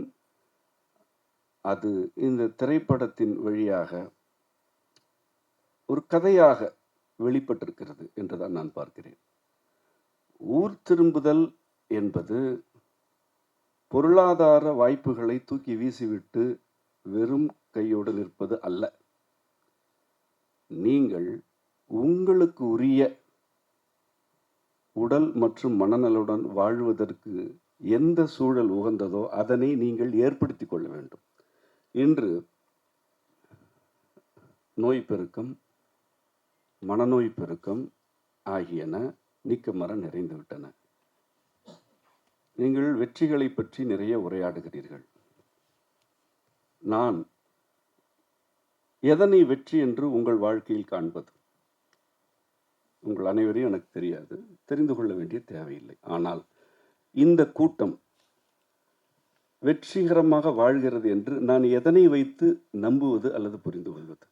இது 30 அடுக்கு மாடி கட்டிவிட்டது என்பதனாலா, அல்லது குறிப்பிட்ட வாகனத்தில் வருகிறது என்பதனாலா, அல்லது இவர்களுடைய ஆடைகளும் அணிகலன்களும் விலை உயர்ந்தன என்பதனாலா? இவையெல்லாம் வெற்றியா? எந்த முகம் நோயற்று இருக்கிறதோ அது வெற்றிகரமான முகம். எது உடல் நலனில் குன்றாத உடலாக நலனில் குன்றாத உடலாக இருக்கிறதோ அது வெற்றிகரமான உடல். எவருக்கு உறக்கம் பற்றிய கவலையே இல்லையோ அவர் வெற்றிகரமான மனிதர். அப்படி மனிதர்கள் இருக்கையில் பார்ப்பதற்கு மகிழ்ச்சியாக இருக்கும். ஆனால் இந்த மாநகரமும் நம்முடைய மக்களை பணியாளர்களாக அமர்த்தி இருக்கும் பல்வேறு உலகின் நாடுகளின் மாநகரங்களும் வெற்றிகரமான மனிதர்களை வளர்த்தெடுக்கின்றன. அந்த வெற்றிகள் யாவும் கருவிகள் வாங்குவதிலும் பொருள் சேர்ப்பதிலும் இருக்கின்றனவே அன்றி உடல் மற்றும் மனநலம் சார்ந்தவையாக இல்லை. மாறாக உடல் நலமும் மனநலமும் முதலீடாக வைக்கப்பட்டு வீடுகள் வாங்கப்படுகின்றன, வாகனங்கள் வாங்கப்படுகின்றன. இங்கு உடலே முதலீடு என்று ஆகிவிட்டது. உடல் பண்டமாகிவிட்டது. இந்த உடல் எனும் பண்டத்தை இரவு பொழுது உறங்காமல் இருந்து தேய்த்து சிதைத்து ஒரு பொருள் வாங்கப்படுகிறது, ஒரு அணிகலன் வாங்கப்படுகிறது, ஒரு பெருமை தேடிக்கொள்ளப்படுகிறது. இது எங்கே போய் முடியும்? நீங்கள் எப்படி பிணிகளிலிருந்து விடுபடுவீர்கள்? நீங்கள் எப்படி மனநலனில் மேம்படுவீர்கள் என்பதுதான் எனக்கு இருக்கும் அக்கறை. இதனை நாங்கள் எங்களுடைய ஆசான் பள்ளியின் வழியாக ஒரு கருத்தாக முன்னெடுத்து செல்கிறோம். பலர் என்னுடைய இந்த கொள்கைகளின் வழியாக ஊர் திரும்பிக் கொண்டு இருக்கிறார்கள். அது தீர்வு. ஒரு திரைப்படம் எல்லாவற்றையும் பேசி விடாது. அப்படி பேசினால் அது ஒரு திரைப்படம் என்ற வடிவத்தில் இருக்காது. இந்த திரைப்படம் ஊர் திரும்புதல் என்ற கருத்தை உணர்ச்சி அளவிலும் நேர்மையாகவும் பதிவு செய்திருக்கிறது.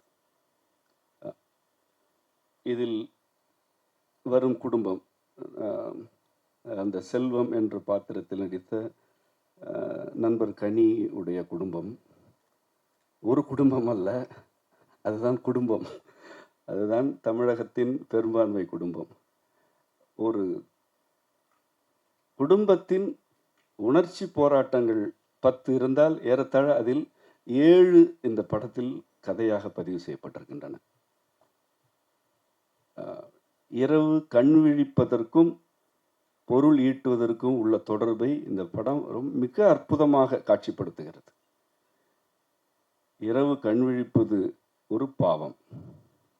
பசிக்கும்போது உண்ணாதிருப்பது இறைவனுக்கு செய்யும் துரோகம்.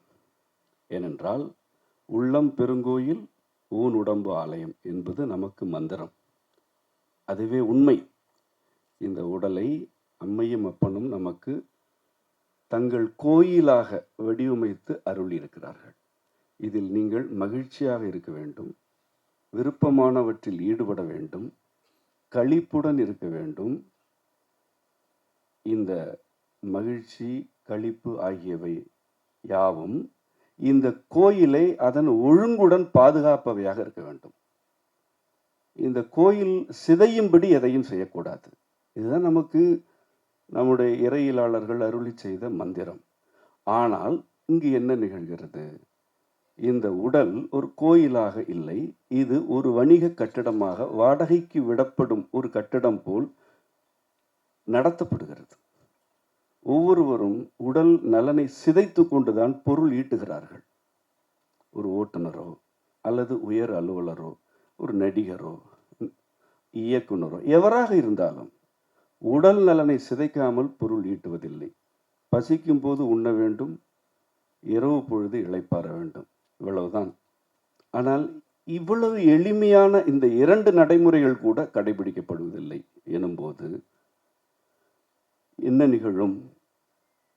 போர்க்காலம் அல்லது இயற்கை பேரிடர் சூழல் ஆகியவற்றில் நீங்கள் கைவிடப்படுகிறீர்கள். ஏற்கனவே கைவிடப்பட்டீர்கள். இன்று மிக தெளிவாக அரசுகளால், நிறுவனங்களால் கைவிடப்படுகிறீர்கள். உங்களுக்கு தகவல் தான் சொல்லப்படுகிறது, இனி தகவல் தான் சொல்லப்படும். உங்களை நீங்களே பார்த்து கொள்ளுங்கள், நீங்கள் வீட்டில் இருந்து பணி செய்யுங்கள், உங்களுடைய பொருள் பயன்பாட்டை குறைத்து கொள்ளுங்கள் என்று அரசுகள் உங்களுக்கு தகவல் சொல்லும். நீங்கள் மீறினால் தண்டிக்கப்படுவீர்கள். அரசுகளும் நிறுவனங்களும் உங்களை கைவிடுகின்றன. அதனையாவது நீங்கள் புரிந்து கொள்ள வேண்டும். எந்த அரசாலும் இனி வரும் சூழல்களில் எல்லோரையும் காப்பாற்றவும் இயலாது. மனித சமூகம் அந்த நிலைக்கு சென்று விட்டது.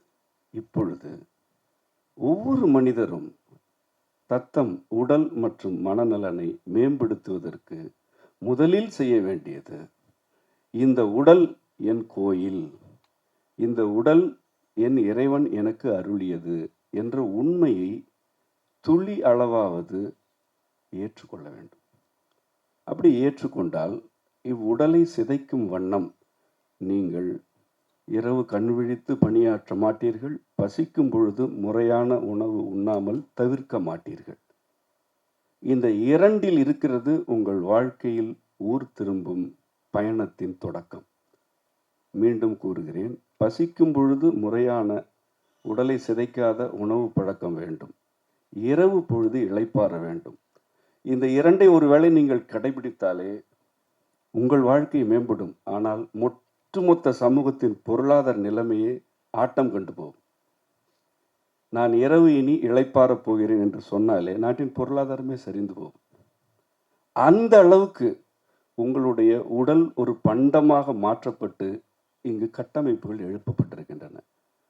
நீங்கள் ஒவ்வொருவராக இந்த உண்மைகளை புரிந்து கொண்டு உங்கள் உடலை பண்டம் என்று நோக்காமல் இறைவன் உறையும் கோயில் என்று விளங்கி கொண்டு வாழ்க்கையை மேம்படுத்திக் கொள்வதற்கு இந்த கருத்துகள் ஒரு துளி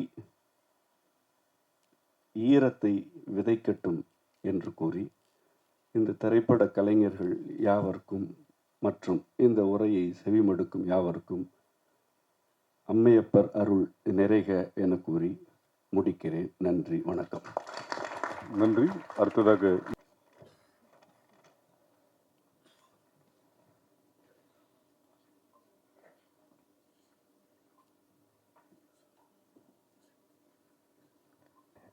இங்கு வந்திருக்கும் அனைவருக்கும் என்னுடைய பணிவான வணக்கங்களை தெரிவித்துக் கொள்கிறேன். முதல்ல ஒரு மாதிரி உரைகள்லாம் ஆரம்பிச்சது எங்கள் டீம்லேருந்து நீங்கள் பார்த்துருப்பீங்க.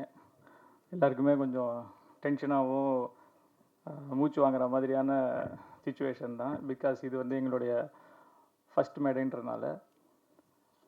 பட் லாஸ்ட்டாக நீங்கள் கேட்ட உரை தான் இந்த நாங்கள் சொல்லணும்னு நினைக்கக்கூடிய ஒரு விஷயம். இந்த மேடையில் செந்தமிழன் ஐயா கலந்துக்கிட்டது தான் இந்த படத்தோட மிகப்பெரிய பாக்கியம்னு நான் நினைக்கிறேன். இறைவனோட அருளால் இந்த படம் எடுக்கப்பட்டதே இந்த மேடை அவருக்கு கிடைக்கணுன்றதுக்காகன்னு நான் நம்புகிறேன். இந்த படத்துலேருந்து சில பேர் சமுத்திரகனி சாரோடைய அடுத்த படத்தில் ஸ்கூல் பஸ்ஸில் நடிச்சிருக்காங்க. சார் சில சமயம் உன்னுடைய கேஸ்ட் எனக்கு ஹெல்ப் பண்ணிச்சுன்னு சொல்லியிருக்காரு. பட் இதெல்லாம் தாண்டி இந்த இந்த படம் மூலயமா செந்தமிழன் ஐயாவுடைய ஒரு பழக்கம், அவருடைய எழுத்துக்கு நான் படுத்தப்பட்டிருக்கிறேன்றது எனக்கு ஒரு மிகப்பெரிய பாக்கியமாகவும் நான் நினைக்கிறேன். அது ஒரு விஷயம் போதும் சார், நீங்கள் இந்த மாதிரி ஒரு உறவை அவர்கிட்ட ஏற்படுத்தி கொடுத்தது. ஸோ ஒரு சின்ன கிளாரிஃபிகேஷன், என்னுடைய பேர் வந்து இதுக்கு முன்னாடி முதல் படம் நான் எடுத்தது கார்த்திக் ரவின்ற பேரில் குறையொன்றுமில்லைன்னு எடுத்தேன். அதற்கு பிறகு இந்த துறையில் நிறைய பேர் கார்த்திக்னு இருக்காங்கன்றதுனால என்னுடைய பேரை ராம் சக்ரின்னு மாற்றணும்னு தோணுனால இந்த படத்துலேருந்து என்னுடைய பேர் ராம் சக்ரின்னு மாற்றிருக்கேன். இந்த இடத்துல இன்னும் சில பேருக்கு நன்றி சொல்லணும்னு நினைக்கிறேன். அதில் ஃபஸ்ட்டு என்னென்னா, என்னுடைய முதல் படம் எடுக்கும்போது சரி நமக்கு ப்ரொடியூசர்ஸ்லாம் கிடைக்கல, கடன் வாங்கி தான் எடுக்கணும் அப்படின்ற ஒரு சுச்சுவேஷன் மாதிரி வரும்பொழுது, இல்லை இது நமக்கு கடன் வாங்குறது செட் ஆகாது, அதனால் க்ரௌட் ஃபண்டிங்கில் பண்ணலான்னு சொல்லி ஒரு 60 பேர்கிட்ட கடன் வாங்கி எடுக்கப்பட்ட படம் தான் முதல் படம். அந்த 60 பேருக்கும் நான் இன்றைக்கி நன்றி சொல்லிக்கிறேன். ஏன்னா ஒரு வேளை அவங்க கொடுக்கலன்னா இன்றைக்கி இந்த மேடைக்கு வந்திருக்கிறதுக்கான வாய்ப்பு இருக்குல்ல. ஸோ அன்றைக்கி கொடுத்த எல்லாருக்கும் நன்றின்னு நான் சொல்லிக்கிறேன். ரெண்டாவது, இந்த படம் எடுக்கிறதுக்கு எனக்கு சமுத்திரகனி சாருக்கு அறிமுகப்படுத்தின எங்களுடைய காமன் நண்பர் ஸ்ரீராம் சார், அவர் வந்து எனக்கு அறிமுகப்படுத்தினதுக்கு அவருக்கு ஒரு மிகப்பெரிய நன்றியை நான் சொல்லணும். ஏன்னா அடுத்த படம் முதல் படம் வந்து 2014 ரிலீஸ் ஆச்சு, ஆனால் எடுக்க ஆரம்பித்தது கிட்டத்தட்ட 2011. ஸோ கிட்டத்தட்ட 10 வருஷம் கழித்து தான் இந்த படம் பண்ணுறோம். இதுக்கு நடுவில் ஸ்கிரிப்ட்ஸ்லாம் எங்கேயும் எல்லாருக்கிட்டையும் போய் சொல்கிறோம் கிடைக்கல அப்படின்னும்போது ஸ்ரீராம் சார்கிட்ட சொல்லும்போது அவர் சொன்னார், சமுத்திரகனி சார்கிட்ட ஸ்கிரிப்டை அனுப்ப முடியும், அவ்வளோதான் என்னால் பண்ண முடியும், அவர் பண்ணுன்னெலாம் சொல்ல முடியாது, பிடிச்சிருந்தா பண்ணுவார்னு சொன்னார். நான் எனக்கு என்னென்னா எல்லாருக்கிட்டையும் கொடுத்து அவங்க வாங்கி வச்சுப்பாங்க, அப்புறம் படிக்க மாட்டாங்க. ஸோ அவங்க படிக்கிறதுக்கு ஒரு 3 மாதம் ஆகலாம், 6 மாதம் ஆகலாம். அது வரைக்கும் நீங்கள் வந்து அவங்க இப்போ படிக்கிறாங்களா இல்லையான்ற ஒரு கேள்வியோடையே சுற்றணும். அதனால் ஸ்ரீராம் சார்கிட்ட சொன்னேன், சார் அவர் படிக்கிறக்கும் போது எனக்கு ஒரு ஃபோன் பண்ண சொல்லுங்கள் சார், நான் சில விஷயம் சொல்லணும்னு சொன்னேன். ஆக்சுவலாக எதுவும் இல்லை, அது வரைக்கும் கவலைப்படாமல் இருக்கலான்றதுக்காக தான் சொல்ல சொன்னேன். அவர் மெயில் அனுப்பிச்சு ஒரே நாளில் கனி சார் ஃபோன் பண்ணார், கார்த்திக் ஏதோ சொல்லணும்னு சொன்னீங்களாமே என்ன அப்படின்னு. அவர்கிட்ட சார் இந்த மாதிரி ஃபஸ்ட் ஆஃப் கொஞ்சம் ஒரு பேஸில் ஆரம்பிக்கும் அப்புறம் மாறும் சார் அப்படின்ட்டு முழுசாக படிக்கணுன்றதுக்காக ஒரு சின்ன விஷயம் சொன்னேன். கரெக்டாக 3 மணி நேரத்தில் படிச்சுட்டு முதல்ல அவர் சொன்ன வார்த்தை, ஒரு மனிதன் வந்து நிம்மதியாக இருக்கணும்னு நினைக்கிறியா இல்லை பணம் செல்வமோடு இருக்கணும்னு நினைக்கிறியா, இந்த நிம்மதியை பற்றின படம் தானே இதானே நீ சொல்ல வரேன்னு அந்த டீமை வந்து 125 பேஜ் பக்கத்துலேருந்து அந்த அவர் சொன்ன ஒரு விஷயம் அவ்வளோ ஒரு கான்ஃபிடென்ஸை கொடுத்தது. நீ எப்போ ரெடியோ பண்ணுறேன் அப்படின்னு சொல்லிட்டார். அதுக்கப்புறம் நான் அவரை பார்க்கல, ஃபோனில் மட்டும்தான் பேசினேன் ஸ்ரீராம் சார்கிட்ட. சார் இந்த மாதிரி நீ ஃபைனான்ஷியலாக ரெடியானேன்னா பண்ணலாம் அப்படின்ற மாதிரி ஒரு சூழ்நிலை இருந்தது. அப்போது அடிக்கடி ஸ்ரீராம் சார்ட்ட சார் அவர்கிட்ட சொல்லிட்டோம், அவரை நான் பார்க்கல, நேரில் பார்க்கலாமா, இல்லை அவர் சொன்னால் பண்ணுவார், நீ ரெடின்னா சொல்லு, நம்ம ஃபாலோ. ஏன்னா அதுக்கு நடுவில் பவன் கல்யாண் சாரோட படம் பண்ணுறாரு, RRR பண்ணுறாரு, நம்ம இந்த கார்மேனி செல்வம்லாம் ஞாபகம் இருக்குமா இல்லையான்ற ஒரு பயத்தோடு தான் இருந்தேன். அதுக்கு பிறகு ஒரு 2 வருஷம் கழிச்சு சார் நான் ரெடி சார் இப்போ பண்ணலான்னு சொன்னோன்னே கூப்பிட்டார் சார். அதுக்கு 2 வருஷம் கழிச்சு தான் ஸ்கிரிப்டை படித்ததுக்கப்புறம் 2 வருஷம் கழிச்சு தான் சாரை பார்க்குறேன்னா, பார்த்த உடனே பண்ணலாம். அன்னைக்கு படித்தது திரும்ப அவருக்கு ஞாபகம் இருக்குமா என்ன இது எனக்கு எதுவுமே ஞாபகம் இல்லை. பண்ணலான்றது மட்டும் சொன்னார். ஏன்னா அவருடைய மெமரி பவர் அந்த அளவுக்கு இருக்குது. ஸோ பண்ணலான்னு சொன்னதுக்கப்புறம் கூட என்ன, நீ இதுக்கு முன்னாடி என்ன படம் பண்ணியிருக்க, உன்னால் படம் பண்ண முடியுமா, உன்னோட டெக்னிக்கல் ஸ்கில்ஸ் எவ்வளோ இருக்குது, உனக்கு ஃபிலிம் மேக்கிங் தெரியுமா, எதையுமே கேட்கல. இன்னி வரைக்கும் கேட்டதில்லை. அதுவே எனக்கு ஒரு வியப்பாக இருக்குது. எப்படி ஒருத்தர் வந்து இந்த மாதிரி தன்னுடைய உள்ளுணர்வை நம்பி ஒரு ஒரு ஒரு ப்ராஜெக்ட்டுக்கு ஒரு டெசிஷன் எடுக்க முடியும் அப்படின்றது. ஸோ என்னை நம்பினத்துக்கு, இந்த வாய்ப்பு அளித்ததுக்கு சமுத்திரகனி சாருக்கு நான் என்றைக்குமே நன்றியோடு இருக்குன்னு நினைக்கிறேன். அதே மாதிரி இந்த படத்துக்கு இன்வெஸ்டர் மிஸ்டர் வேணுகோபாலுக்கு என்னுடைய மனமார்ந்த நன்றிகள். ஃபஸ்ட்டு படத்துலேருந்து நான் சினிமாவில் கற்றுக்கிட்டது 3 விஷயம். முதல்ல வந்து புது முகங்களை வைத்து படம் எடுக்கிறதுன்றது ரிஸ்க்கு. அது வந்து இன்று சூழ்நிலையில் ரொம்ப கஷ்டம். 2வது, படத்து ஸ்டார்ட் டு எண்டு ஃபினான்ஸ் இருக்கணும் நமக்கு, இன்க்ளூடிங் மார்க்கெட்டிங் அப்படின்றது என்னுடைய 2வது புரிதல். 3வது, சினிமாவில் வந்து இந்த நிறையா பேர் ஃபஸ்ட் ஹாஃப் நல்லா இருக்குது, செகண்ட் ஹாஃப் நல்லா இருக்குது, இது காமெடி ஒர்க் அவுட்டாக இருக்குது, கிளைமேக்ஸ் நல்லா இருக்குது, இந்த மாதிரி பல விதமான ரிவ்யூ வரும். ஆனால் படம் நல்லா இருக்குது அப்படின்றதுக்கு மட்டும்தான் வந்து வணிக ரீதியாக வெற்றி அடையும். ஸோ நம்ம எவ்ரி ஃப்ரேம்லேயும், எவ்ரி செகண்டும், எவ்ரி ஆப்பர்ச்சுனிட்டியில் அதை பெட்டராக பண்ணுறதுக்கான முயற்சியில் இருந்தால் மட்டும்தான் இந்த பிஸ்னஸில் சர்வே பண்ண முடியுன்றது தான் என்னுடைய ஃபஸ்ட்டு படத்துலேருந்து எனக்கு கிடைத்த மிகப்பெரிய புரிதல். ஸோ முடிந்த அளவுக்கு எந்த இடத்துலையும் காம்ப்ரமைஸ் ஆகாமல் பண்ணணுன்ற ஒரு முயற்சியோடு தான் இந்த படத்தை எடுத்திருக்கோம். இதுக்கப்புறம் இந்த படத்தோட கேஸ்ட் லக்ஷ்மி பிரியா மேம், அவங்க வந்து 50% தான் நான் எழுதினதை பண்ணாங்க, 50% அவங்க கான்ட்ரிபியூட் பண்ணியிருக்காங்க. ஆக்சுவலாக அவங்களுடைய பர்ஃபார்மன்ஸ்னால தான் அந்த கேரக்டர் கொஞ்சம் லைக்கபிளாகவும் பிடிக்கிற மாதிரியும் ஆயிருக்கு. இல்லைனா அது ஒரு ரொம்ப கோவமான கேரக்டர் தான் நான் எழுதியிருந்தேன். So thanks for that. Abhinaya மேமோட பர்ஃபார்மன்ஸ், அவங்க செட்டுக்கு வந்தோடனே ஒரு டிவைன் ஃபீலிங், அது எப்படின்னே தெரியாது. அது கனி சாரும் அவங்க கூடயும் ஒர்க் பண்ணது ஒரு மறக்க முடியாத எக்ஸ்பீரியன்ஸ். அவங்க கேட்ட கேள்விகள் நான் அவங்களுக்கு கூட நான் கம்யூனிகேட் பண்ணதுனால அந்த கேரக்டரை பற்றி இன்னும் எக்ஸ்ட்ராவாக புரிஞ்சுக்கிறதுக்கான வாய்ப்பு எனக்கு கிடச்சிது. So I am so thankful to Abhinaya ma'am's contribution to the role. அதுக்கப்புறம் GVM சாரும் இந்த இந்த இந்த படத்துக்கு ஒரு கலர் ஷிஃப்ட் கொடுத்தது GVM சார் தான். அவர் வர காட்சிகள் மிக குறைவாக இருந்தாலும் சமுத்திரகனி சாரோட கேரக்டர் பேர் செல்வம்ன்றதுனால அந்த பேரில் தான் இந்த அந்த அந்த கேரக்டரோட பாத்தில் தான் இந்த படம் போனாலும் GVM சார் ஒரு கம்ப்ளீட் ஷிஃப்ட் கொடுத்துருக்காரு இந்த படத்துக்கு. அவர் இந்த கதைக்கு சொல்லும்போது அவர் டைரக்ஷன்லேயும் இருந்தார், ஆக்டிங்லேயும் இருந்தார். அதுக்கு நடுவில் இந்த படத்தை தேதிகள்லாம் கொடுத்து எனக்கு கூட இந்த படத்தை எங்கள் கூட பண்ணதுக்கு மிகப்பெரிய நன்றி. அதே போல் மற்ற கேஸ்ட் இந்த படத்தில் நடித்த கரண் சக்கரவர்த்தி, ஹரிதா, படவா கோபி சார், கார்த்திக் குமார் கோதண்டம், அர்ஜுனன், மதுமிதா, அவங்க எல்லோருக்கும் என்னோட நன்றி தெரிவித்துக்கிறேன். டெக்னீஷியன்ஸு, இந்த டெக்னீஷியன்ஸ் எல்லோரும் பார்த்துருப்பீங்க, நாங்கள் எல்லாருமே கொஞ்சம் திணறி தான் பேசியிருக்கோம் முதல் மேடை அப்படின்றதுனால. பட் எங்கள் எல்லாருக்குமே ஒரு 10-15 வருஷம் ஆண்டுகள் பழக்கம். ஸோ இன்ஃபேக்ட் நான் இந்த ஃபஸ்ட்டு யுவராஜ் சொன்ன மாதிரி முதல் படத்தில் வந்து அசிஸ்டன்ட் கேமராமேனாக ஒர்க் பண்ணான். அப்போது வந்து குறையொன்றுமில்லை வந்து லோ பட்ஜெட்டுன்னு சொல்ல முடியாது, அதுக்கு ஏதாவது வார்த்தை இருந்தால் சொல்லணும். யுவராஜோட மெயின் வேலையே என்னென்னா, ஷூட் போகிறோம் அப்படின்னா பல்பு, CFL லேம்ப்ஸ்லாம் வாங்கிட்டு வந்து லைட் செய்யணும். ஆனால் லைட் மேனோ, லைட் ஸ்டாண்டு அதெல்லாம் கிடையாது. அது ஓனாக லைட் செஞ்சு பண்ணுறதுக்கு யுவராஜ் தான், அதுக்கு தான் அவனை சேர்த்தோம், அந்த லைட் செய்யறதுக்கு தான். ஸோ அதுவே எங்கள் வீட்டில் பண்ணும்போது ஒரு நாள் மொத்த கரண்ட்டும் போகிற மாதிரி இது பண்ணிட்டான் ஒரு நாள். ஸோ அதனால் யுவராஜ் தான் கேமரானால எங்கள் அம்மாவுக்கு ஒரு பயம், கரண்ட் போச்சார் அவனால் அப்படின்னு. ஸோ ஆனால் இன்றைக்கி இந்த படத்தில் வந்து யுவராஜ் ஒரு ப்ரொஃபஷ்னல் கேமரா செட்டப்பில் அப்படி கிரேனில் பார்க்கும்போது அது எனக்கு ஒரு மிகப்பெரிய சந்தோஷத்தை என்றைக்குமே கொடுத்துருக்கு. இப்போ ராமானுக்கும் எனக்கும் முதல் படம் குறையொன்றுமில்லைக்கும் அவர் தான் மியூசிக்கு.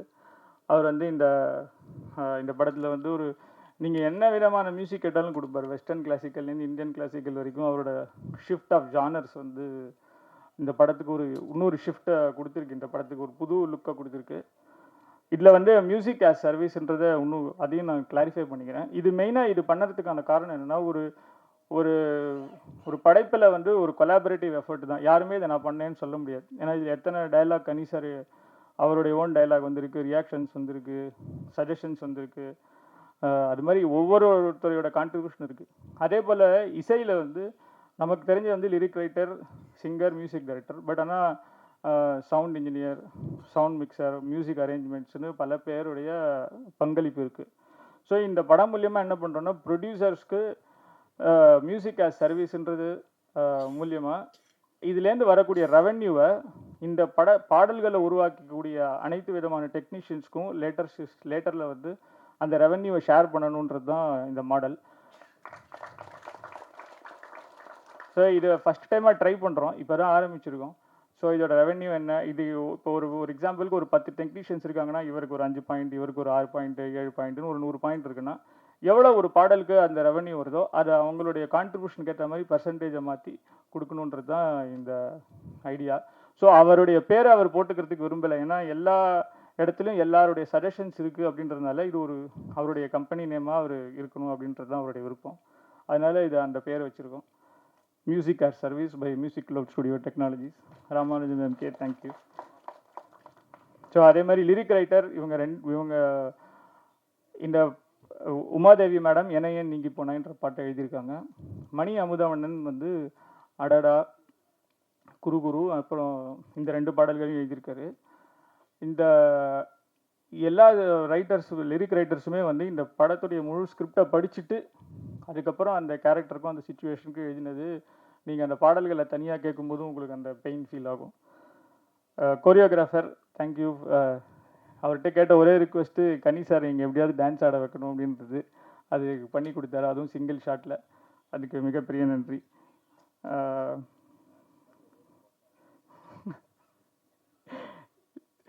அதே போல் ப்ரொடக்ஷன் டிசைனர், அவர் வந்து செட்டெல்லாம் போட்டிருக்காரு முன்னாடியே பல படத்துக்கு, இந்த படத்துக்கும் போட்டு நிறைய பாராட்டுகள்லாம் வாங்கியிருக்காரு.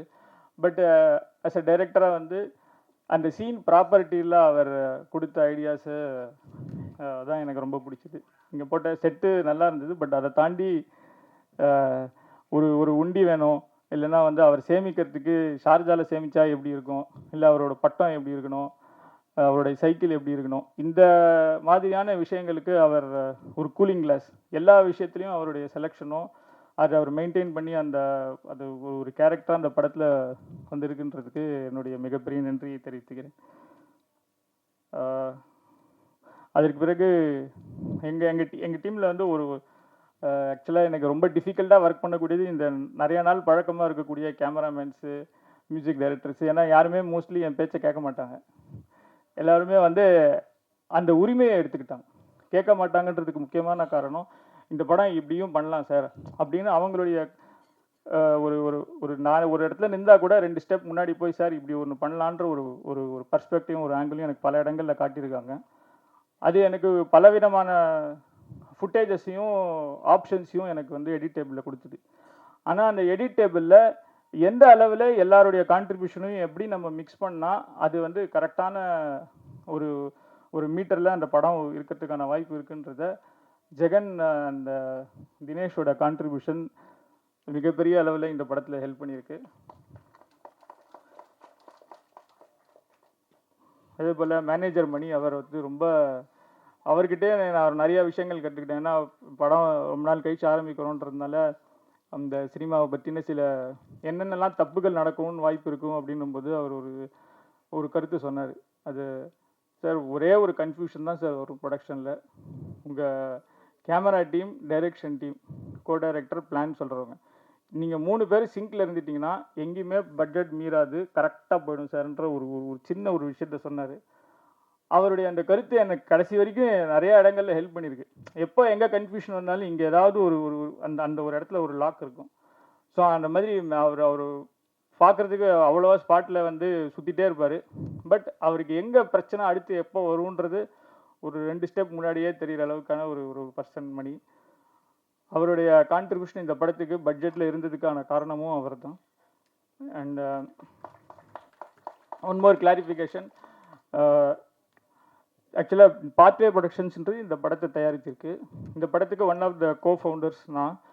ஆனால் I am only writer director. இந்த படத்துடைய முழு ப்ரொடியூசருன்ற பொறுப்பையும் எடுத்து அது செவனே நடத்தினது மிஸ்டர் அருண் ரங்கராஜுலு சார் தான்.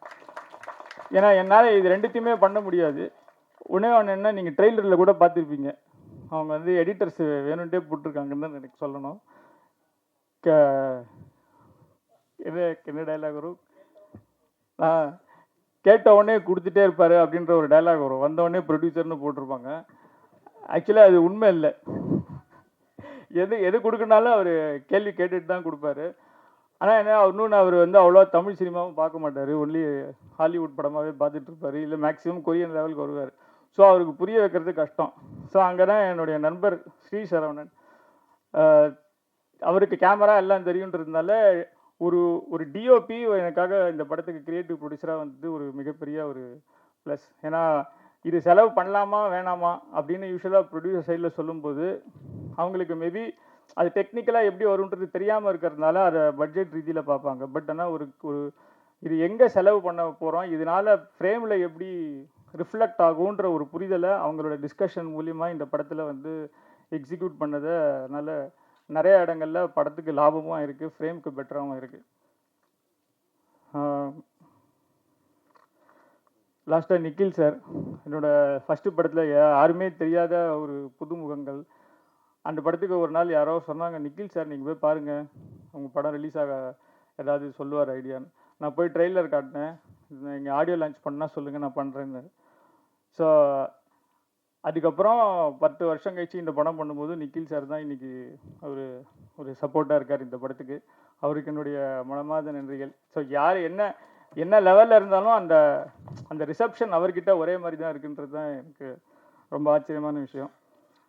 லாஸ்ட்டாக என்னோட AD team, co director Maara, associate director Saravanan, Vignesh, Prem, அப்புறம் assistant director Sridhar, Kanishka, Sivan, Siva, Naresh, Ramal Prabhu, Hariharan Sudhan, Arun Babu, Nithyanandan. So இவங்க எல்லாருமே அவங்களுடைய படைப்போட இந்த மேடைக்கு சீக்கிரமே வரணுன்றது என்னுடைய வாழ்த்துக்கள்.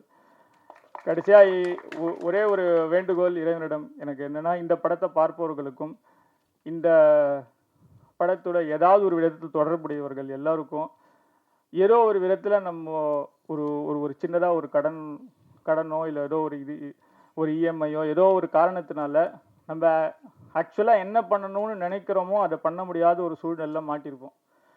அதை நம்ம என்ன பண்ணணும்னு நினைக்கிறத அடமானம் வச்சு தான் அந்த கடன் வாங்கியிருக்கோம். வெறுமை வந்து உங்கள் பேஸ்லிப்பை பார்த்து யாரும் கடன் கொடுக்கறதில்ல. நீங்கள் இன்றைக்கி நம்ம வாங்குகிற எல்லா கடனுக்கும் வேறு ஏதோ ஒரு விதத்துலையோ குடும்பம் மூலியமாகவோ இல்லை நான் பண்ண வேண்டிய விஷயத்த பண்ண முடியாமல் இருக்க காரணத்தினால தான் நம்ம இந்த ஒரு சூழலில் சிக்கியிருக்கோம். இந்த சூழலில் சிக்கியிருக்கிற அனைவர்களுக்கும் ஒரு நிரந்தரமான ஒரு நிறைவான வாழ்க்கை கிடைக்கணும், இதுலேருந்து வெளில வரணுன்று நான் அந்த இறைவனை பிரார்த்திக்கிறேன். நன்றி, வணக்கம். சாரி, நான் இங்கே பேசுகிற டென்ஷனில் நான் ரொம்ப முக்கியமாக சொல்லணும்னு நினச்சதையே மறந்துட்டேன். இந்த மூவியில் எனக்கு கிடைச்ச பெரிய கிஃப்ட் வந்து கனி சார் கூட ஒர்க் பண்ணுற ஆப்பர்ச்சுனிட்டி. அண்ட் நான் கனி சார் கூட ஒர்க் பண்ணும்போது ஃபஸ்ட்டு எனக்கு ஆக்சுவலாக எக்ஸைட்டிங்காக இருந்தது. சரி, ஒரு பெரிய ஆக்டரோட நடிக்க போகிறோன்னு. ஆனால் செட்டுக்கு போனதுக்கப்புறம் அவர் வந்து ரொம்ப அழகான ஆக்டர்னு உங்கள் எல்லாருக்கும் தெரியும். அதையும் தாண்டி ரொம்ப அழகான மனிதர். அவரோட ஒர்க் பண்ணது வந்து இட் வாஸ், நான் எப்படி சொல்லனே தெரியல. இவ்வளோ ஒரு என்கரேஜிங்காக ஒரு செட்டில் ஒருத்தர் இருந்து நான் பார்த்ததே இல்லை. வார்த்தைக்கு வார்த்தை எல்லாரையும் என்கரேஜ் பண்ணுவார். நீங்கள் நல்லா பண்ணியிருக்கீங்க, ஏதாவது ஒரு ஷாட் நல்லா இருந்ததுன்னா போயிட்டு என்கரேஜ் பண்ணுவார். யாராக இருந்தாலும் யார் நல்ல வேலை பண்ணாலும் கூப்பிட்டு என்கரேஜ் பண்ணுவார். ஸோ நான் மறுபடியும் இந்த செட்டு வந்து ரொம்ப ஒரு அன்பான செட்டாக இருந்ததுன்னு நான் சொல்கிறதுக்கு ரொம்ப முக்கியமான காரணம் கனி சார். நான் ரொம்ப சொல்லணும்னு நினச்சேன் சார், மறந்துட்டேன். அதனால் நான் வந்து ரொம்ப தேங்க்ஸ் சார். உங்கள் கூட ஒர்க் பண்ணதில் எனக்கு ரொம்ப சந்தோஷம். இதில் நான் வந்து இவ்வளோ நடிச்சிருக்கேன்னா அதுக்கு கனி சார் அண்ட் டைரக்டர் சார் 2 பேருமே வந்து ரொம்ப முக்கியமான காரணம். அவ்வளோதான். Thank you very much.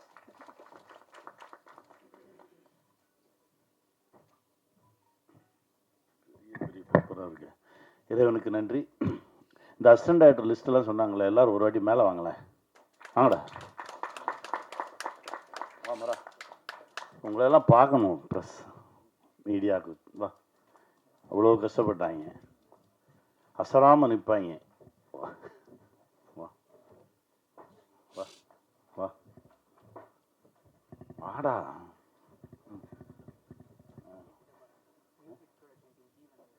ஜீவன் சார் எங்கே இருக்கீங்க? வாங்க.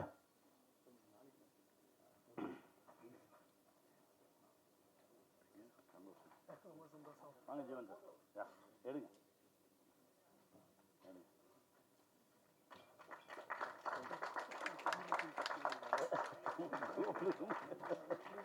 ஏய், கேமரா அசிஸ்டன்ட் சார் இருக்கீங்க?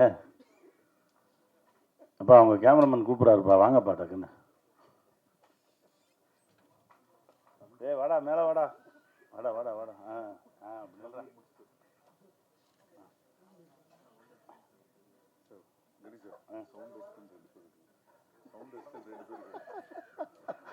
சவுண்ட் அசிஸ்டன்ஸ் 2 பேர் இருக்காங்களாமே, வாங்க. குமரேசன்,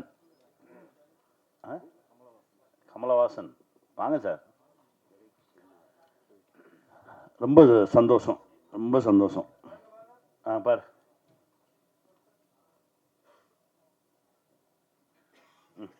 ரிலாக்ஸ். ரொம்ப மகிழ்ச்சி.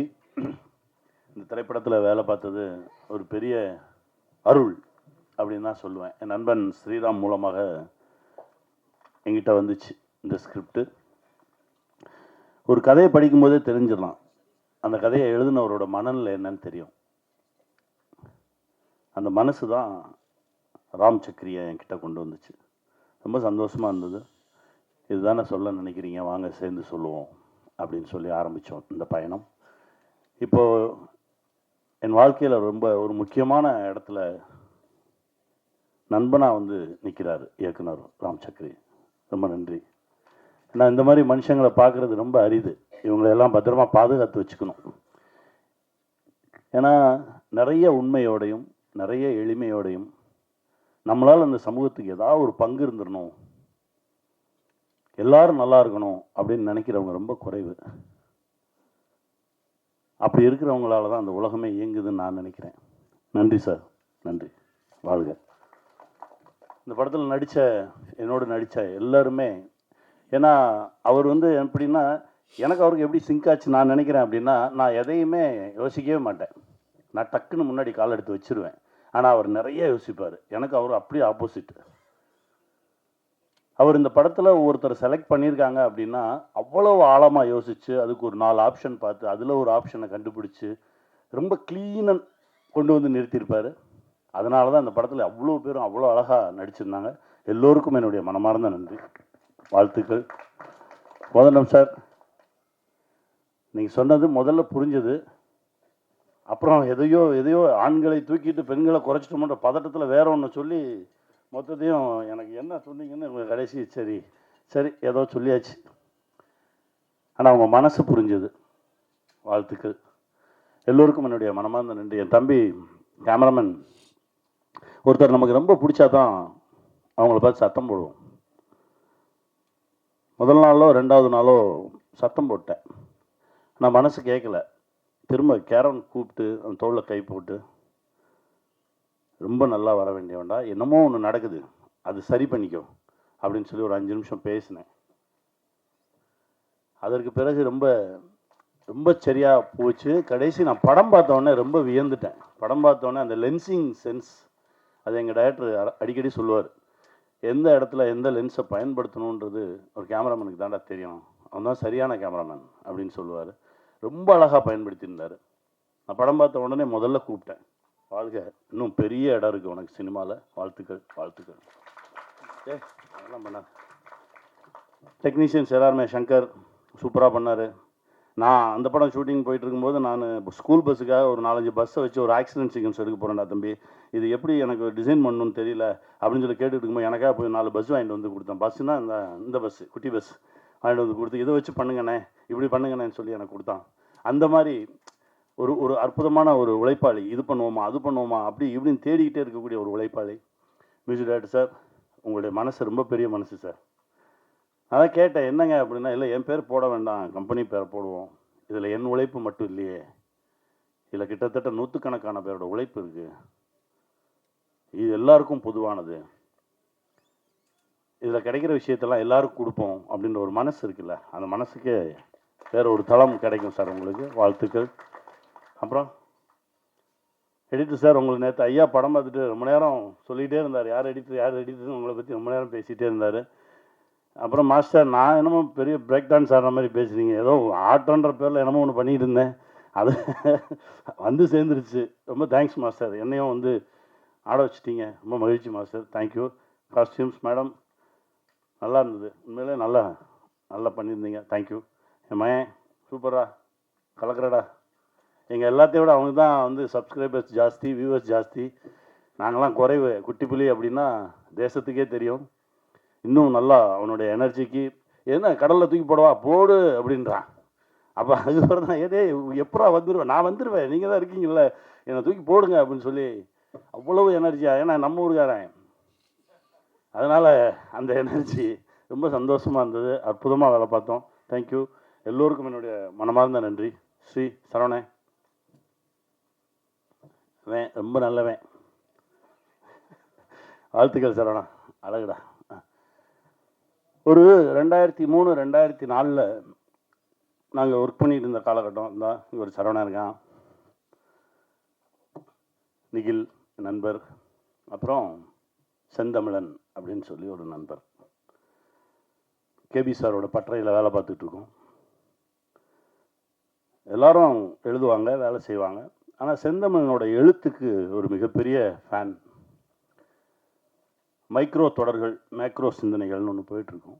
செந்தமிழன் எழுதுவாரா அப்படின்னு காத்துட்டு இருந்த கதைகள்லாம் நிறையா இருக்குது. எல்லாருக்கும் ஒரு எபிசோடுக்கு 5000 ரூபா சம்பளம் அப்படின்னா அவருக்கு ஒரு எபிசோடுக்கு 8000 ரூபா சம்பளம் தருவாங்க, 10,000 ரூபா சம்பளம் தருவாங்க. அவனை எழுத சொல்றா அப்படிம்பாரு கைலாசம் சார். அவ்வளவு தரமான ஒரு எழுத்தாளர், அவ்வளவு தரமான ஒரு படைப்பாளி. திடீர்னு ஒரு நாள் என்கிட்ட வர்றாரு, கனி நான் இங்கேருந்து கிளம்புறேன். எங்கே போவீங்க? இல்லை போகிறேன், இங்கேருந்து கிளம்புறேன், எனக்கு இந்த இடம் எனக்கு ஒவ்வொரு என்னால் அந்த இடத்துக்கு பொருந்த முடியல,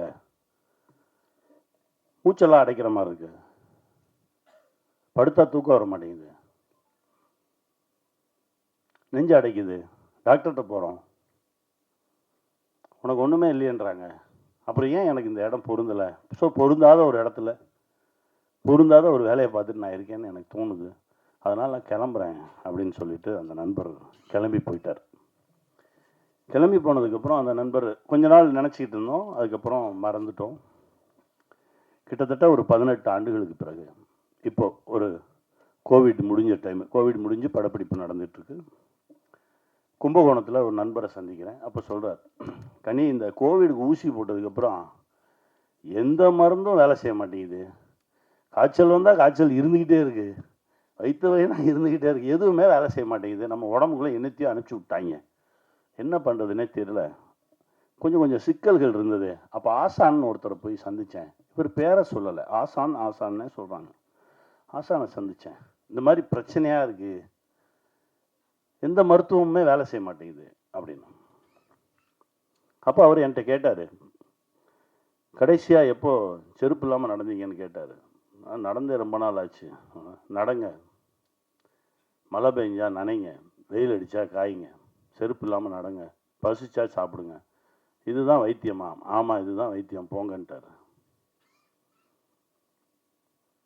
இந்த பிரபஞ்சத்தோடு நீ தொடர்பில் இரு, பிரபஞ்சம் உன்னை காக்கும் அப்படின்னு சொல்லி அனுப்பிச்சிட்டாரு. ஒரு 6 மாதம் ஆச்சு. நான் அதை தொடர்ந்து செய்கிறேன். ஒரு 6 மாதம் கழித்து பார்த்தா என் உடம்புல இந்த பிரச்சனைகள்லாம் கொஞ்சம் கொஞ்சமாக குறைய ஆரம்பிச்சுது. அதுலேருந்து நான் அவரை அடிக்கடி பார்க்க ஆரம்பிக்கிறேன், பேச ஆரம்பிக்கிறேன். அவரோடு இருந்தாலே எனக்கு ரொம்ப பாதுகாப்பாக இருக்க மாதிரி இருக்குது. எனக்கு ரொம்ப ஆச்சரியமாக இருந்தது. நான் உடனே அவரை பார்க்கணும், ஏன்னா நாளைக்கு எனக்கு படப்பிடிப்பு முடியுது, நான் இங்கேருந்து கிளம்பி போகும்போது எப்படியும் தஞ்சாவூர் வழியாக தானே போகணும், நான் அவரை பார்க்கணும், நீங்கள் கேளுங்க. அவர் என்கிட்ட சொன்னது நைட்டு ஒரு 9:45 10 மணி. நீ கேளுங்க, நான் நாளைக்கு கிளம்பி போகும்போது பார்த்துட்டு போயிடுறேன். இல்லை இப்போல்லாம் ஃபோன் பண்ண முடியாது, அவரோட நான் நேரடியெல்லாம் தொடர்பு கொள்ள முடியாது, அங்கே யாராவது இருப்பாங்க, அவங்ககிட்ட தான் பேசணும், நான் காலையில் பேசிட்டு சொல்கிறேன். காலையில் 6 மணிக்கு அவரை எனக்கு அடிக்கிறாரு. அவர் உங்கள் ஃப்ரெண்டாம்பா அப்படின்னாரு. ஏன் ஃப்ரெண்டா, என்ன சொல்கிறீங்க அப்படின்னு. இல்லை, உங்களை வரும்போது வந்து பார்த்துட்டு போக சொன்னார். அப்போவும் பேர சொல்ல.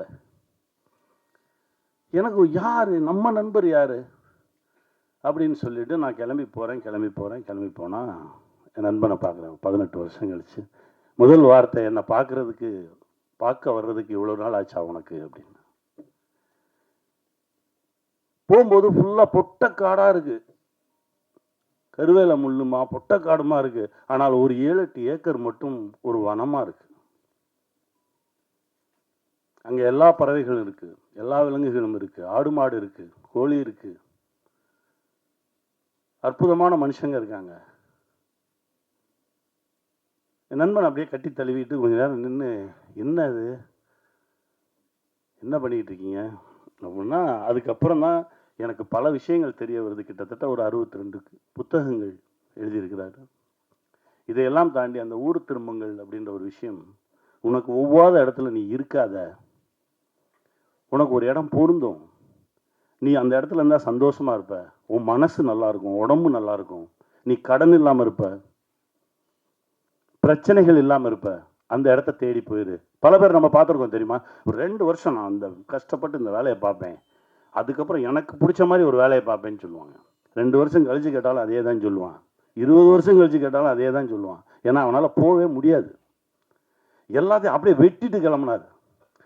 அப்போ உட்காந்து பேசுகிறோம், அவ்வளோ விஷயங்கள் பேசுகிறோம். அவர் ஒன்றும் இப்படி உட்கார்ந்துருக்காருன்றதுனால எதுவும் இல்லாதவர் நினச்சிடாதீங்க.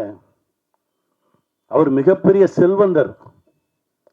ஏன்னா அதை தான் நான் உங்களுக்கு சொல்லணும். ஏன்னா விட்டுட்டு போ அப்படின்னா போய் சும்மா உட்காந்துருக்க சொல்கிறானோன்னு மட்டும் நினச்சிடாதீங்க. பிடிச்ச வேலையை செய்யும்போது பல விஷயங்கள் நம்மளை தேடி ஒரு மிகப்பெரிய செல்வந்தர். ஆடு மாடுகள், சொந்தங்கள், ஆயிரக்கணக்கான சொந்தங்கள். அவர் சொன்னதை கேட்டு அவரை மாதிரியே இருக்கக்கூடிய மனிதர்கள் பல பேர், மிகப்பெரிய வேலைகள் இருந்தவங்களாம் நமக்கு பிடிக்காத ஒரு வேலையை செஞ்சுக்கிட்டு இருக்கோம், பிடிச்ச மாதிரி இருப்போம், சந்தோஷமாக இருப்போம், வாழ்கிற வாழ்க்கையை மகிழ்ச்சியாக வாழ்வோம்னு சொல்லி திரும்பி வந்தவங்க தமிழ்நாடு பூரா அங்கங்கே இருக்காங்க, தேசம் முழுவதும் இருக்காங்க. அவர்கள் எல்லோரும் செல்வந்தர்களாக தான் இருக்காங்க. காலையில் ஜிம்முக்கு போயிருந்தேன். ஒருத்தர் வந்து சொன்னார், சார் நம்ம பிரைம் மினிஸ்டர் அடுத்த லாக்டவுனுக்கு ரெடி ஆகிக்குங்கன்னு சொன்னார், கவனிச்சிங்களா அப்படின்னாரு. ஆமாம் சொல்லுவார், என்ன செய்ய தயாராகனு சார். என்ன சார் செய்கிறது, எனக்கு ஒரு சந்தோஷம். ஏன்னா எங்ககிட்ட நல்ல குடிநீர் இருக்குது, நல்ல காற்று இருக்குது, நல்ல உணவு இருக்குது. ஏன்னா நாங்கள் எல்லாருமே இந்த மாதிரி விஷயத்தை எதிர்நோக்காமல் தற்சார்பு வாழ்க்கைக்கு வந்தவர்கள். இந்த ஊர் திரும்பினவங்க எல்லாருமே தேசம் முழுவதும் இருக்காங்க. அதனால தான் சொல்ல, முடிஞ்ச வரைக்கும் அடுத்தவர்களோடு நமக்கு இவங்களால தான் நம்ம லைஃபு, இவங்கள வச்சு தான் நம்ம சாப்பிட்ணும் அப்படின்ற ஒரு நிலையை கொஞ்சம் கொஞ்சமாக குறைச்சிக்கிட்டு வந்து நம்ம தற்சார்புக்குள்ளே வந்துட்டோம் அப்படின்னா நம்ம தான் இந்த உலகின் ஆகச்சிறந்த செல்வந்தன், இந்த உலகின் மிக சந்தோஷமானவன். இதை நிரூபிப்பது தான் இதை சொல்ல வந்தது தான் இந்த படைப்பு. இந்த படம் ஷூட்டிங்கில் இருக்கும்போது, துபாயில் இருக்கும்போது ரொம்ப எமோஷனலாக ஒரு சீன் போயிட்டு இருக்கும்போது நான் எங்கள் இயக்குனர்கிட்ட இது தானே சொல்ல வரீங்க அப்படின்னு சொல்லி ஐயா பேசின ஒரு ஆடியோ போட்டேன். அவர் அப்படியே எந்திரிச்சு நின்று, எனக்கு ஊருக்கு போனவுடனே நான் அவரை பார்க்கணும் அப்படின்னாரு.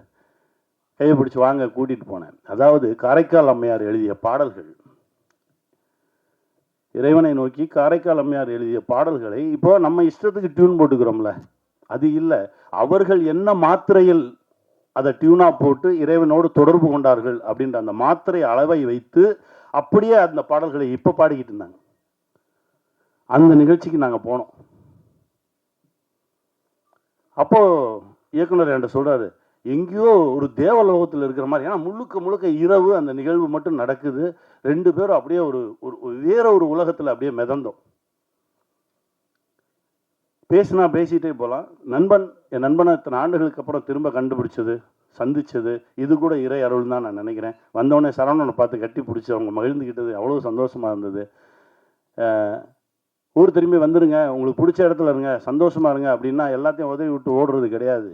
நம்ம இப்போ இருக்கிறத விட இன்னும் செல்வ செழிப்படும். அதாவது பணக்காரன் வேலை, செல்வந்தன் வேற. பணக்காரன் பிரச்சனையோடய இருப்பான், செல்வந்தன் ரொம்ப மகிழ்ச்சியாக இருப்பான். உங்களை எல்லாரும் செல்வந்தன் ஆக்குறதுக்கான ஒரு விஷயம்தான் இது. இந்த படைப்பில் நிறைய விஷயங்கள் பேசியிருக்கோம், ரொம்ப மகிழ்ச்சி. அதுவும் இந்த நிகழ்வுக்கு வந்து எப்போவுமே டைரக்டர் சொன்னார், சார் நான் வழக்கமாக என்ன செய்வேன், வாங்க இவங்களை கூப்பிடுவேன் சார், நம்ம வந்து செந்தமிழன் சாரை கூப்பிடுவோம். அவர் வந்தால் எனக்கு ரொம்ப மகிழ்ச்சி. நிறைய வேலைகள் இப்போது ஏதோ நடந்திருக்கு. நான் பேசும்போது இல்லை எனக்கு வர இயலாது அப்படின்ற மாதிரி தான் சொன்னாங்க. அதுக்கப்புறம் ராம் பேசினோடனே மனசு மாறி இருக்குது. அந்த வேலை பழுவெல்லாம் கொஞ்சம் தள்ளி வச்சுட்டு எங்களுக்காக வந்ததுக்கு ரொம்ப நன்றி. உங்களுடைய மனசு தான் அது. ரொம்ப சந்தோஷமாக இருக்குது. நேற்று நீங்கள் படம் பார்த்துட்டு அந்த படத்தில் இருக்க அவ்வளோ விஷயங்கள் பேசுனீங்க. ரொம்ப சந்தோஷமாக இருந்தது. உங்களுக்குள்ளே இருந்த அந்த இயக்குனரும் அந்த தொழில்நுட்ப கலைஞன் திரும்ப வந்தான். எனக்கு அவ்வளோ சந்தோஷம். கார்மேனி செல்வம் திரைப்படம் பாருங்கள். இந்த மாதிரி படைப்புகள் ரொம்ப அரிதாக தான் வரும். இது வெறும் திரைப்படம் இல்லை. நாங்கள் இல்லாமல் போகலாம், ஆனால் அந்த படைப்பு இருக்கும், பேசிக்கிட்டே இருக்கும் உங்களோட. நிறைய சுமையை தூக்காதீங்க. இஎம்ஐன்ற பேரில் நிறைய சுமையை தூக்கணும்னா நம்ம நடக்கக்கூட முடியாது. அந்த சுமையை கொஞ்சம் கொஞ்சமாக இறக்கி விட்டுட்டு கைவீசி நடங்க, மகிழ்ச்சியாக இருங்க. வாழ்வோம், வெல்வோம்.